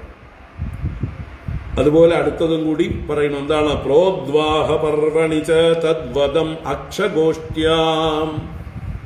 പ്രോദ്വാഹ പർവണി മറ്റൊരു വിവാഹവേളയിൽ. ഏത് വിവാഹവേളയിൽ? അനിരുദ്ധന്റെ വിവാഹവേളയിൽ. രുക്മിണിയുടെ പുത്രന്റെ പുത്രനായ അനിരുദ്ധന്റെ വിവാഹവേളയിൽ. അത് കുണ്ടിനപുരത്ത് വെച്ചിട്ടാണ് ആ വിവാഹം ഉണ്ടാകുന്നത്. രുക്മിയുടെ പൗത്രിയുമായിട്ടാണ് രുക്മിണിയുടെ പൗത്രൻ അനിരുദ്ധൻ വിവാഹം ചെയ്യുന്നത്. അപ്പൊ ആ വിവാഹവേളയിൽ പ്രോദ്വാഹ പർവണി തദ്വദം അക്ഷഗോഷ്ട്യാം. അക്ഷഗോഷ്ഠി എന്ന് പറഞ്ഞാല് ആ ചൂത് കളിക്കുന്ന സഭ, ചതുരംഗം കളിക്കുന്നതായിട്ടുള്ള ഗോഷ്ഠി, ആ സഭയിൽ വെച്ച് തദ്വദം. തദ്വദം എന്ന് പറഞ്ഞാൽ രുക്മ്യാഹ ഭ്രാതുഹു വധം. മുമ്പേ പറഞ്ഞ ഭ്രാതാവിനെ വധിച്ചു കളഞ്ഞു. ആര് വധിച്ചു? ബലരാമസ്വാമി തന്നെ വധിച്ചു കളഞ്ഞു. അപ്പോ ആ വിവാഹവേളയിൽ വിവാഹമെല്ലാം കഴിഞ്ഞതിന് ശേഷം ഒരു നേരം പോക്കായിട്ട് ആരംഭിച്ചതായിട്ടുള്ള ചൂതുകളി വാസ്തവത്തില് രുക്മിയുടെ മരണത്തിലാണ് കലാശിച്ചത്. ഭഗവാൻ ബലരാമസ്വാമി തന്നെയാണ് രുക്മിയെ വധിച്ചത്. അപ്പൊ അത് ചെയ്തപ്പോഴും ദുഃഖം സമുത്തം അസഹ. സമുത്തം ദുഃഖം ത്വം അസഹ. ഉത്ഥാനം ചെയ്തു വന്ന പൊങ്ങി വന്നതായിട്ടുള്ള ദുഃഖത്തെ നീ സഹിച്ചു. അസഹ, നീ സഹിച്ചു. എന്തുകൊണ്ട്? അസ്മത് അയോഗഭീത്യ.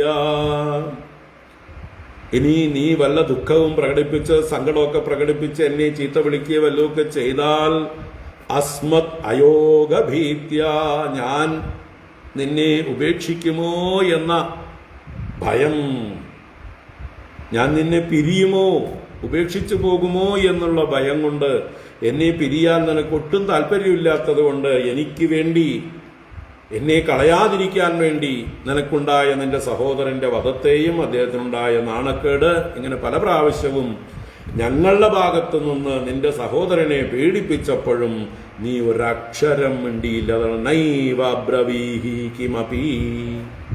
കിമപി, ഒന്നും തന്നെ, ഒരക്ഷരം പോലും. നൈവ അബ്രവീഹി, നീ ഒന്നും ബ്രവിച്ചില്ല, പറഞ്ഞില്ല, ഒരു വാക്ക് നീ മിണ്ടിയില്ല. എന്തുകൊണ്ട്? എൻ്റെ വിയോഗത്തിനത് കാരണമാകുമോ, ഞാൻ നിന്നെ ഉപേക്ഷിക്കുമോ എന്നൊക്കെയുള്ള ഒരു ഭയം കൊണ്ട് എല്ലാം സഹിച്ചു നീ. തേന, അതുകൊണ്ട് തന്നെ നിന്റെ ഈ എനിക്ക് വേണ്ടി എന്നോടുള്ള സ്നേഹാധിക്യം കൊണ്ട് സ്വന്തം സഹോദരന്റെ വധത്തെ പോലും സഹിച്ചില്ലേ നീ. അതുകൊണ്ട് തന്നെ നീ എന്നെ ജയിച്ചിരിക്കുന്നു. അല്ലേ? എല്ലാവരും കണ്ടുപഠിക്കേണ്ടതാണ്. എല്ലാവരും രുക്മിണിയിൽ നിന്ന് പഠിക്കേണ്ടതാണ്. പക്ഷെ ഇന്നത്തെ കാലത്ത് നടപ്പില്ല. അതുകൊണ്ട് ഈ കഥയൊക്കെ കേട്ടിട്ട് വീട്ടിൽ ചെന്നിട്ട് താരതമ്യമൊന്നും ചെയ്യണ്ട. നിരാശപ്പെടേണ്ടി വരും, വിഷമിക്കേണ്ടി വരും. ചിലപ്പോൾ അത് തന്നെ കുടുംബ കലഹത്തിന് കാരണമായി മാറും. അതുകൊണ്ട് ഔചിത്യത്തോടുകൂടെ പെരുമാറുക, ഇത്രേ പറയാനുള്ളൂ. ഭാഗവതം കേട്ടിട്ട് അവസാനം ഭഗവാനും രുക്മിണിയും തമ്മിലുള്ള സംവാദമൊക്കെ കേട്ടുകഴിഞ്ഞ് അതിൻ്റെ അടിസ്ഥാനത്തിൽ നമ്മുടെ ഗൃഹത്തിൽ നമ്മുടെ വ്യവഹാരങ്ങൾ, ഭാര്യാഭർത്തൃ വ്യവഹാരങ്ങൾ ആ തലത്തിലേക്ക് താരതമ്യം ചെയ്യാൻ ശ്രമിച്ചാൽ ഇന്നത്തെ കാലത്ത് കുറച്ച് കഷ്ടമാണ്. പറ്റുന്നത്ര നോക്കിക്കോളൂ, പക്ഷെ അവനവൻ്റെ പക്വത കളയാതിരിക്കുക, ഔചിത്യബോധം കളയാതിരിക്കുക. അതേ പറയാനുള്ളൂ. അല്ലേ? സ്വാമിക്ക് ഇവിടെ ഇരുന്ന് പറയേ വേണ്ടൂ. അല്ലേ? ബാക്കി അനുഭവിക്കുന്നതൊക്കെ ഞങ്ങളാണ് എന്ന് പറഞ്ഞ് വിഷമിക്കൊന്നും വേണ്ട. നല്ലൊരു മാതൃക കാണിച്ചു തന്നു എന്ന് മാത്രമേ ഉള്ളൂ. ആവുന്നത്ര ഓരോരുത്തരും അവരവരുടെ ജീവിതത്തിൽ പകർത്തുക. മറ്റൊരാളെ നോക്കണ്ട, തൻ്റെ പങ്കാളി ഇതുപോലെയാണോ എന്ന് നോക്കണ്ട. രുക്മിണിയെ പോലെയാണോ കൃഷ്ണനെ പോലെയാണോ എന്ന് താരതമ്യം ചെയ്യാതെ താൻ എത്രത്തോളം രുക്മിണിയെ പോലെ ആയിട്ടുണ്ട് അല്ലെങ്കിൽ കൃഷ്ണനെ പോലെ ആയിട്ടുണ്ട്, തനിക്കാവുന്നത്ര കൃഷ്ണനോ രുക്മിണിയോ ആവുക. മറ്റേയാളെ പ്രതീക്ഷിക്കേണ്ട, ഉടനെ പ്രതീക്ഷിക്കേണ്ട. നിങ്ങൾ ആയാൽ ചിലപ്പോൾ കാലം കൊണ്ട് അവരും ആവും. ഇതെന്താ മാജിക്ക് എന്ന് അവർ ചോദിക്കും. എന്ത് പറ്റി? ഇന്നലെ വരെ എങ്ങനെ ആയിരുന്നില്ലല്ലോ എൻ്റെ ഭാര്യ എന്ന് ചില ഭർത്താക്കന്മാർ ചിന്തിക്കാൻ തുടങ്ങും. അപ്പോഴാണ് അവർ മനസ്സിലാക്കുന്നത് ഭാഗവത ജ്ഞാനഗംഗ കർഹിച്ചിത് അധ്യായം ഇത് കേട്ടിട്ടാണ് ഇവരൊക്കെ ഇങ്ങനെ ആയിരിക്കുന്നത്. എന്നാൽ ശരി, നമുക്കും കേൾക്കണം എന്ന് അവർക്കും തോന്നട്ടെ. അങ്ങനെയാണ് വേണ്ടത്, അല്ലേ?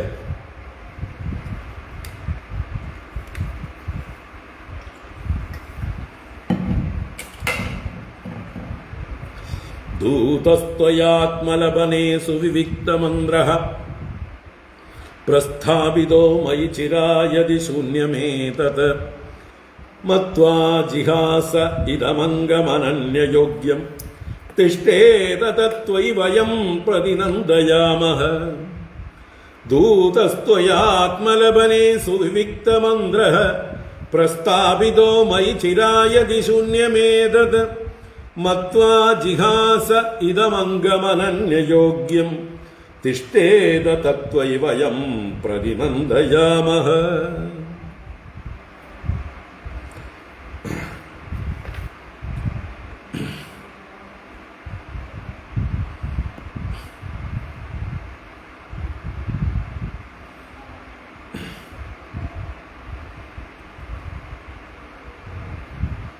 ഇപ്പോ ഭഗവാൻ ഇതിൽ പറയുന്നത്, നിനക്ക് എന്തെങ്കിലും പ്രത്യുപകാരം, പ്രതിഫലം ഒന്നും നൽകാൻ എനിക്ക് ശക്തിയില്ല. നീ ചെയ്ത പ്രവൃത്തികൾ അതത്രയും ശ്രേഷ്ഠങ്ങളാണ്. അത് നിന്നിൽ തന്നെ ഇരിക്കട്ടെ. അത് തന്നെയാണ് അതിൻ്റെ ഫലം. കർമ്മം തന്നെയാണ് അതിൻ്റെ ഫലം. അതിന് തുല്യമായിട്ടുള്ള ഫലം നൽകാൻ, പ്രതിഫലം നൽകാൻ എന്നെ കൊണ്ടാവില്ല എന്ന് പറയുകയാണ്. ദൂതഃ ത്വയാ ആത്മലപനെ സുവിവിക്ത മന്ത്രഃ പ്രസ്താവിതോ മയി ചിരായതി. അപ്പോൾ ആത്മലപനെ, ആത്മാവിനെ ലഭിക്കാനായി, ആത്മസ്വരൂപനായ എന്നെ ലഭിക്കാനായി, മയി ചിരായതി, ഞാൻ വരാതിരുന്നപ്പോൾ, ഞാൻ വൈകിയപ്പോൾ എന്നൊക്കെ അർത്ഥം. ഞാൻ ചിരമായി, അല്ലെ, ചിരമെന്നാൽ വളരെ വരാൻ വൈകിയപ്പോൾ, ഏതത് ശൂന്യം മത്വാ, ഈ ലോകമേ ശൂന്യം എന്ന് കരുതിയിട്ട്, ഇനി ജീവിച്ചിരിക്കുന്നത് എന്തിന് എന്ന് കരുതിയിട്ട്, ഏതത് ശൂന്യം മത്വാ സുവിവിക്ത മന്ത്രഃ ദൂതഃ ത്വയാ പ്രസ്താവിതഃ. സുവിവിക്ത മന്ത്രഃ, വളരെ വ്യക്തമായിട്ട് നല്ല ക്ലാരിറ്റിയോടുകൂടി ഒരു സംശയവുമില്ലാത്ത രീതിയിൽ ഉപദേശം ചെയ്ത് മന്ത്രണം ചെയ്ത ഒരു ദൂതൻ, ബ്രാഹ്മണൻ, ത്വയാ പ്രസ്താവിതഃ, അമ്മയാൽ അയക്കപ്പെട്ടു, നിന്നാൽ അയക്കപ്പെട്ടു. അപ്പോൾ ഉചിതമായ രീതിയിൽ തന്നെയാണ് നീ എല്ലാം പറഞ്ഞു വിട്ടത്. നിന്റെ ആ വാക്കുകളാണ് എന്നെ ഇരിക്കപ്പുറതിയില്ലാതാക്കിയത്, നിന്റെ അടുത്തേക്ക് ഓടി വരാൻ പ്രേരിപ്പിച്ചത്. അത്രയും വ്യക്തമായ വാക്കുകളെ കൊണ്ട് നീ നിന്റെ നിശ്ചയത്തെ അറിയിച്ചു. ഭഗവാൻ വന്നില്ലെങ്കിൽ ഞാൻ ഈ ലോകത്തിന് ജീവിച്ചിരിക്കില്ല, എന്നെ ശിശുപാലാദികൾക്ക് കൊടുക്കില്ല, എത്ര ജന്മങ്ങൾ വേണ്ടി വന്നാലും തപസ്സനുഷ്ഠിച്ച് എന്റെ ശരീരത്തെ ക്ലേശിപ്പിച്ച് അങ്ങയെ തന്നെ ഭരിക്കുന്നത് വരെ എന്റെ തപസ് തുടരും എന്ന് പ്രഖ്യാപിച്ചില്ലേ? ആ ദൃഢനിശ്ചയം, ആ നിശ്ചയമാണ് ഭഗവാനെ ഓടിപ്പിച്ചത്, അവിടുന്ന് ദേവിയുടെ അടുത്തേക്ക് എത്തിച്ചത്. അപ്പൊ സുവിവിക്ത മന്ത്രഃ ദൂതഃ ത്വയാ പ്രസ്താവിതഃ. അനന്യയോഗ്യം ഇദം അംഗം ജിഹാസേ. അനന്യയോഗ്യം, മറ്റൊരാൾക്ക് കൊടുക്കാൻ ഉദ്ദേശ്യമില്ലാത്ത ഈ ശരീരത്തെ ഉപേക്ഷിക്കുവാനായിട്ട് ആഗ്രഹിച്ചു, ത്യജിക്കാൻ ഇച്ഛിച്ചു. ത്വം ജിഹാസേ, അംഗം ജിഹാസേ. ജിഹാസ എന്ന് പറഞ്ഞാൽ ഹാതുമിച്ഛ, ഉപേക്ഷിക്കുവാനുള്ള ആഗ്രഹം. അത് ത്വം ജിഹാസേ, നീ ആഗ്രഹിച്ചു, ത്യജിക്കാൻ ആഗ്രഹിച്ചു. വേറൊരാൾക്കും കൊടുക്കാൻ യോഗ്യമല്ലാത്ത, എന്ന് വെച്ചാൽ കൊടുക്കാൻ താല്പര്യമില്ലാത്ത ഏറ്റവും ശ്രേഷ്ഠമായ നിന്റെ ഈ ശരീരത്തെ നീ ത്യജിക്കാൻ ആഗ്രഹിച്ചു. തത്വയി തിഷ്ഠേത. ആ ഒരു പ്രവൃത്തി അത് നിന്നിൽ തന്നെ ഇരിക്കട്ടെ. ആ പ്രവൃത്തിക്ക് ഫലമായിട്ടൊന്നും തരാൻ ഇല്ല എന്ന് താല്പര്യം. നീ ചെയ്ത ആ പ്രവൃത്തി തന്നെയാണ് ശ്രേഷ്ഠം. അതിന് തക്കതായിട്ട് ഉപമയായിട്ട് താരതമ്യം ചെയ്യാൻ ഒന്നുമില്ല. വയം പ്രതിനന്ദയാമ.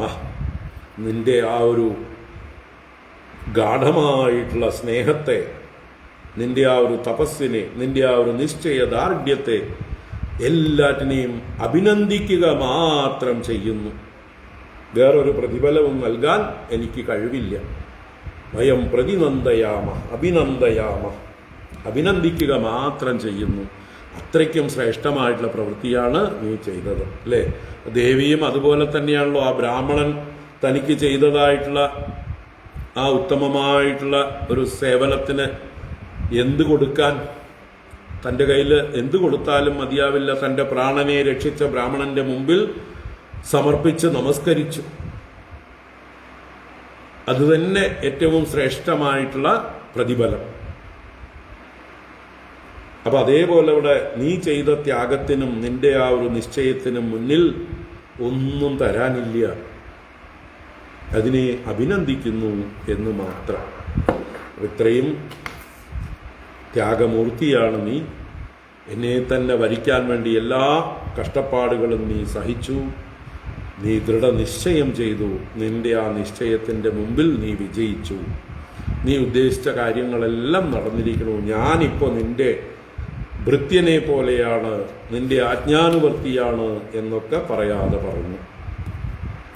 ശ്രീശുകവാച ഏവം സൗരദസല്ലാപൈഃ ഭഗവാൻ ജഗദീശ്വരഃ സ്വരദോരമയാരേമേ നരലോകം വിഡംബയന്.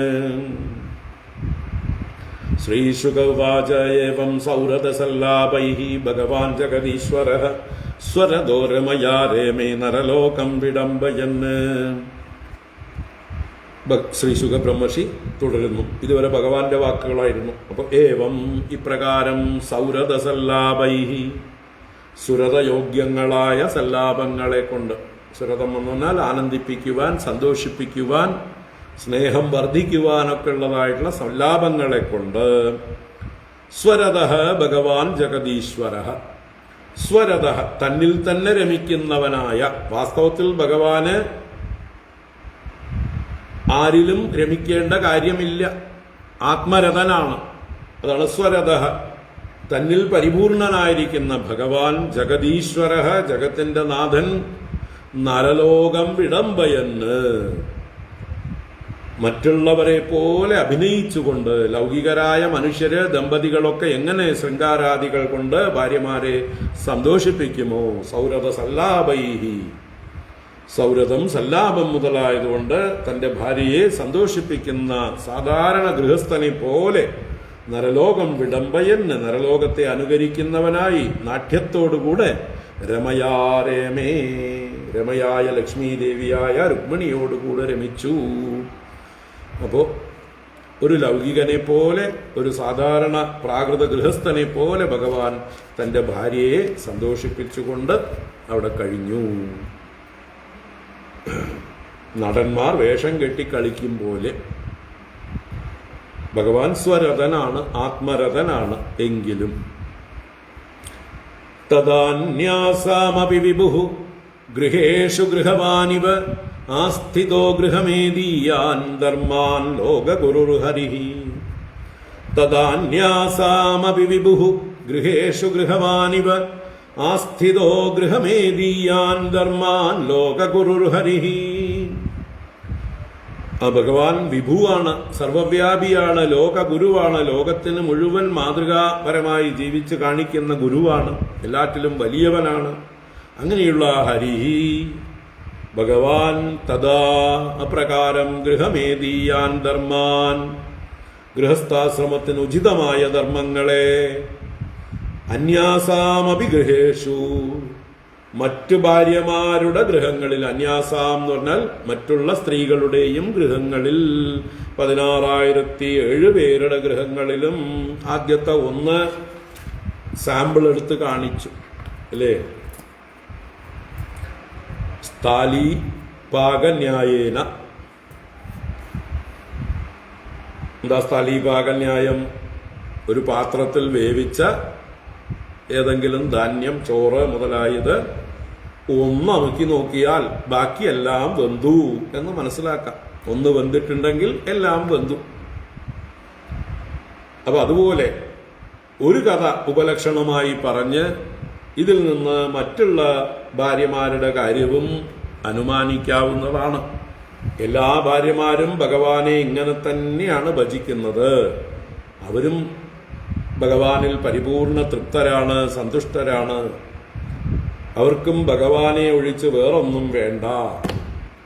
അവരെയും ഭഗവാൻ ഇതുപോലെ തന്നെയാണ് നർമ്മസല്ലാപങ്ങളിലൂടെ ഗൃഹസ്ഥാശ്രമ ധർമ്മങ്ങൾ അനുഷ്ഠിച്ചുകൊണ്ട് സന്തോഷിപ്പിച്ച് കഴിയുന്നത്. അതാണ് ഗൃഹമേദീയാൻ ധർമാൻ അന്യാസാമപി ഗൃഹേഷു, മറ്റുള്ളവരുടെ ഗൃഹങ്ങളിലും ഗൃഹവാനിവ ആസ്ഥിത, ഒരു ഗൃഹസ്ഥാശ്രമി എന്ന പോലെ സ്ഥിതി ചെയ്തു. അവരോടൊപ്പം മറ്റു ഭാര്യമാരോടുമൊപ്പം ഗൃഹസ്ഥാശ്രമ ജീവിതം നയിച്ചു വന്നു, എല്ലാവരെയും സന്തോഷിപ്പിച്ചുകൊണ്ട്. ഇത് ഭഗവാനല്ലാതെ വേറെ ആർക്ക് സാധിക്കും? കൃഷ്ണസ്തു ഭഗവാൻ സ്വയം.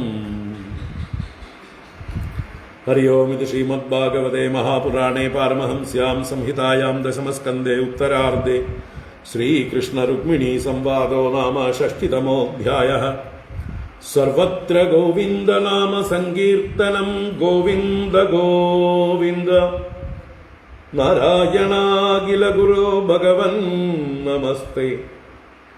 നാരായണാഖില ഗുരോ ഭഗവൻ നമസ്തേ. കായേന വാചാ മനസേന്ദ്രിയൈർവാ ബുദ്ധ്യാത്മനാ വാ പ്രകൃതേ സ്വഭാവാത് കരോമി യദ്യത് സകലം പരസ്മൈ നാരായണായേതി സമർപ്പയാമി. ഓം ശാന്തി ശാന്തി ശാന്തി.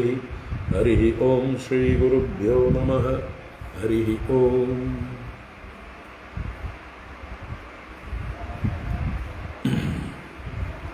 അപ്പം അങ്ങനെ ഗംഭീരമായിട്ടുള്ള 60-ാം അധ്യായം, കർഹിച്ചിത് അധ്യായം ഒരുവിധം വിസ്തരിച്ച് തന്നെ നമ്മൾ കേട്ടു. 7 ക്ലാസ്സുകളെടുത്തു. പല പ്രാവശ്യം കേൾക്കും, അപ്പോഴേ അത് ഉള്ളിൽ നല്ലോണം ഉറയ്ക്കുകയുള്ളൂ. ഇനിയും ഭഗവാന്റെ ഗൃഹസ്ഥ ലീലകൾ തുടരുകയാണ്. അടുത്ത അധ്യായത്തിൽ ഭഗവാന്റെ 16,008 ഭാര്യമാരിലും 10 ആൺമക്കളും ഓരോ പെൺകുട്ടികളും ജനിച്ചതിനെക്കുറിച്ചും അവരുടെയൊക്കെ മുഖ്യന്മാരുടെയൊക്കെ പേരുകളും പിന്നീട് അവരുടെ വിവാഹങ്ങളെക്കുറിച്ചും ആരംഭിക്കുന്നു. അപ്പോഴാണ് പ്രദ്യുമ്നൻ്റെ വിവാഹം, മറ്റൊരു വിവാഹമുണ്ട്, രുക്മിയുടെ മകളെ വിവാഹം കഴിച്ച കഥ.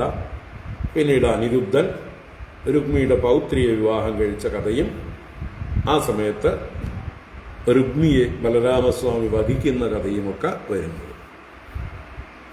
അത് കഴിഞ്ഞ് പിന്നെ അനിരുദ്ധൻ്റെ മറ്റ് വിവാഹം, ഉഷയുമായിട്ടുള്ള വിവാഹം, ഉഷാനിരുദ്ധം, ബാണാസുരനുമായിട്ടുള്ള ഭഗവാന്റെ യുദ്ധം, ഇങ്ങനെ പോകുന്നു.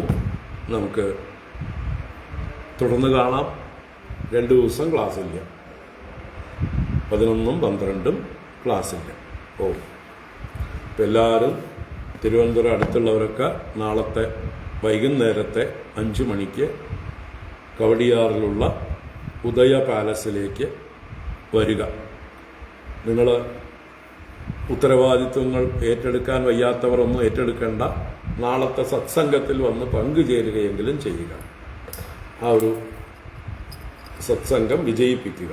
എല്ലാ സന്യാസിമാരും വന്നു ചേരുന്ന സജ്ജനങ്ങളുടെ കൂട്ടായ്മയാണ്. അപ്പോൾ വരാൻ പറ്റുന്നവരൊക്കെ വന്ന് പങ്കെടുക്കുക.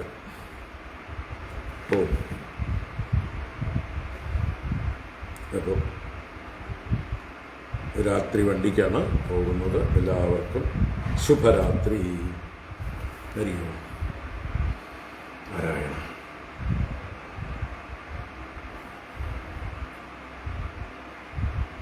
ശരി.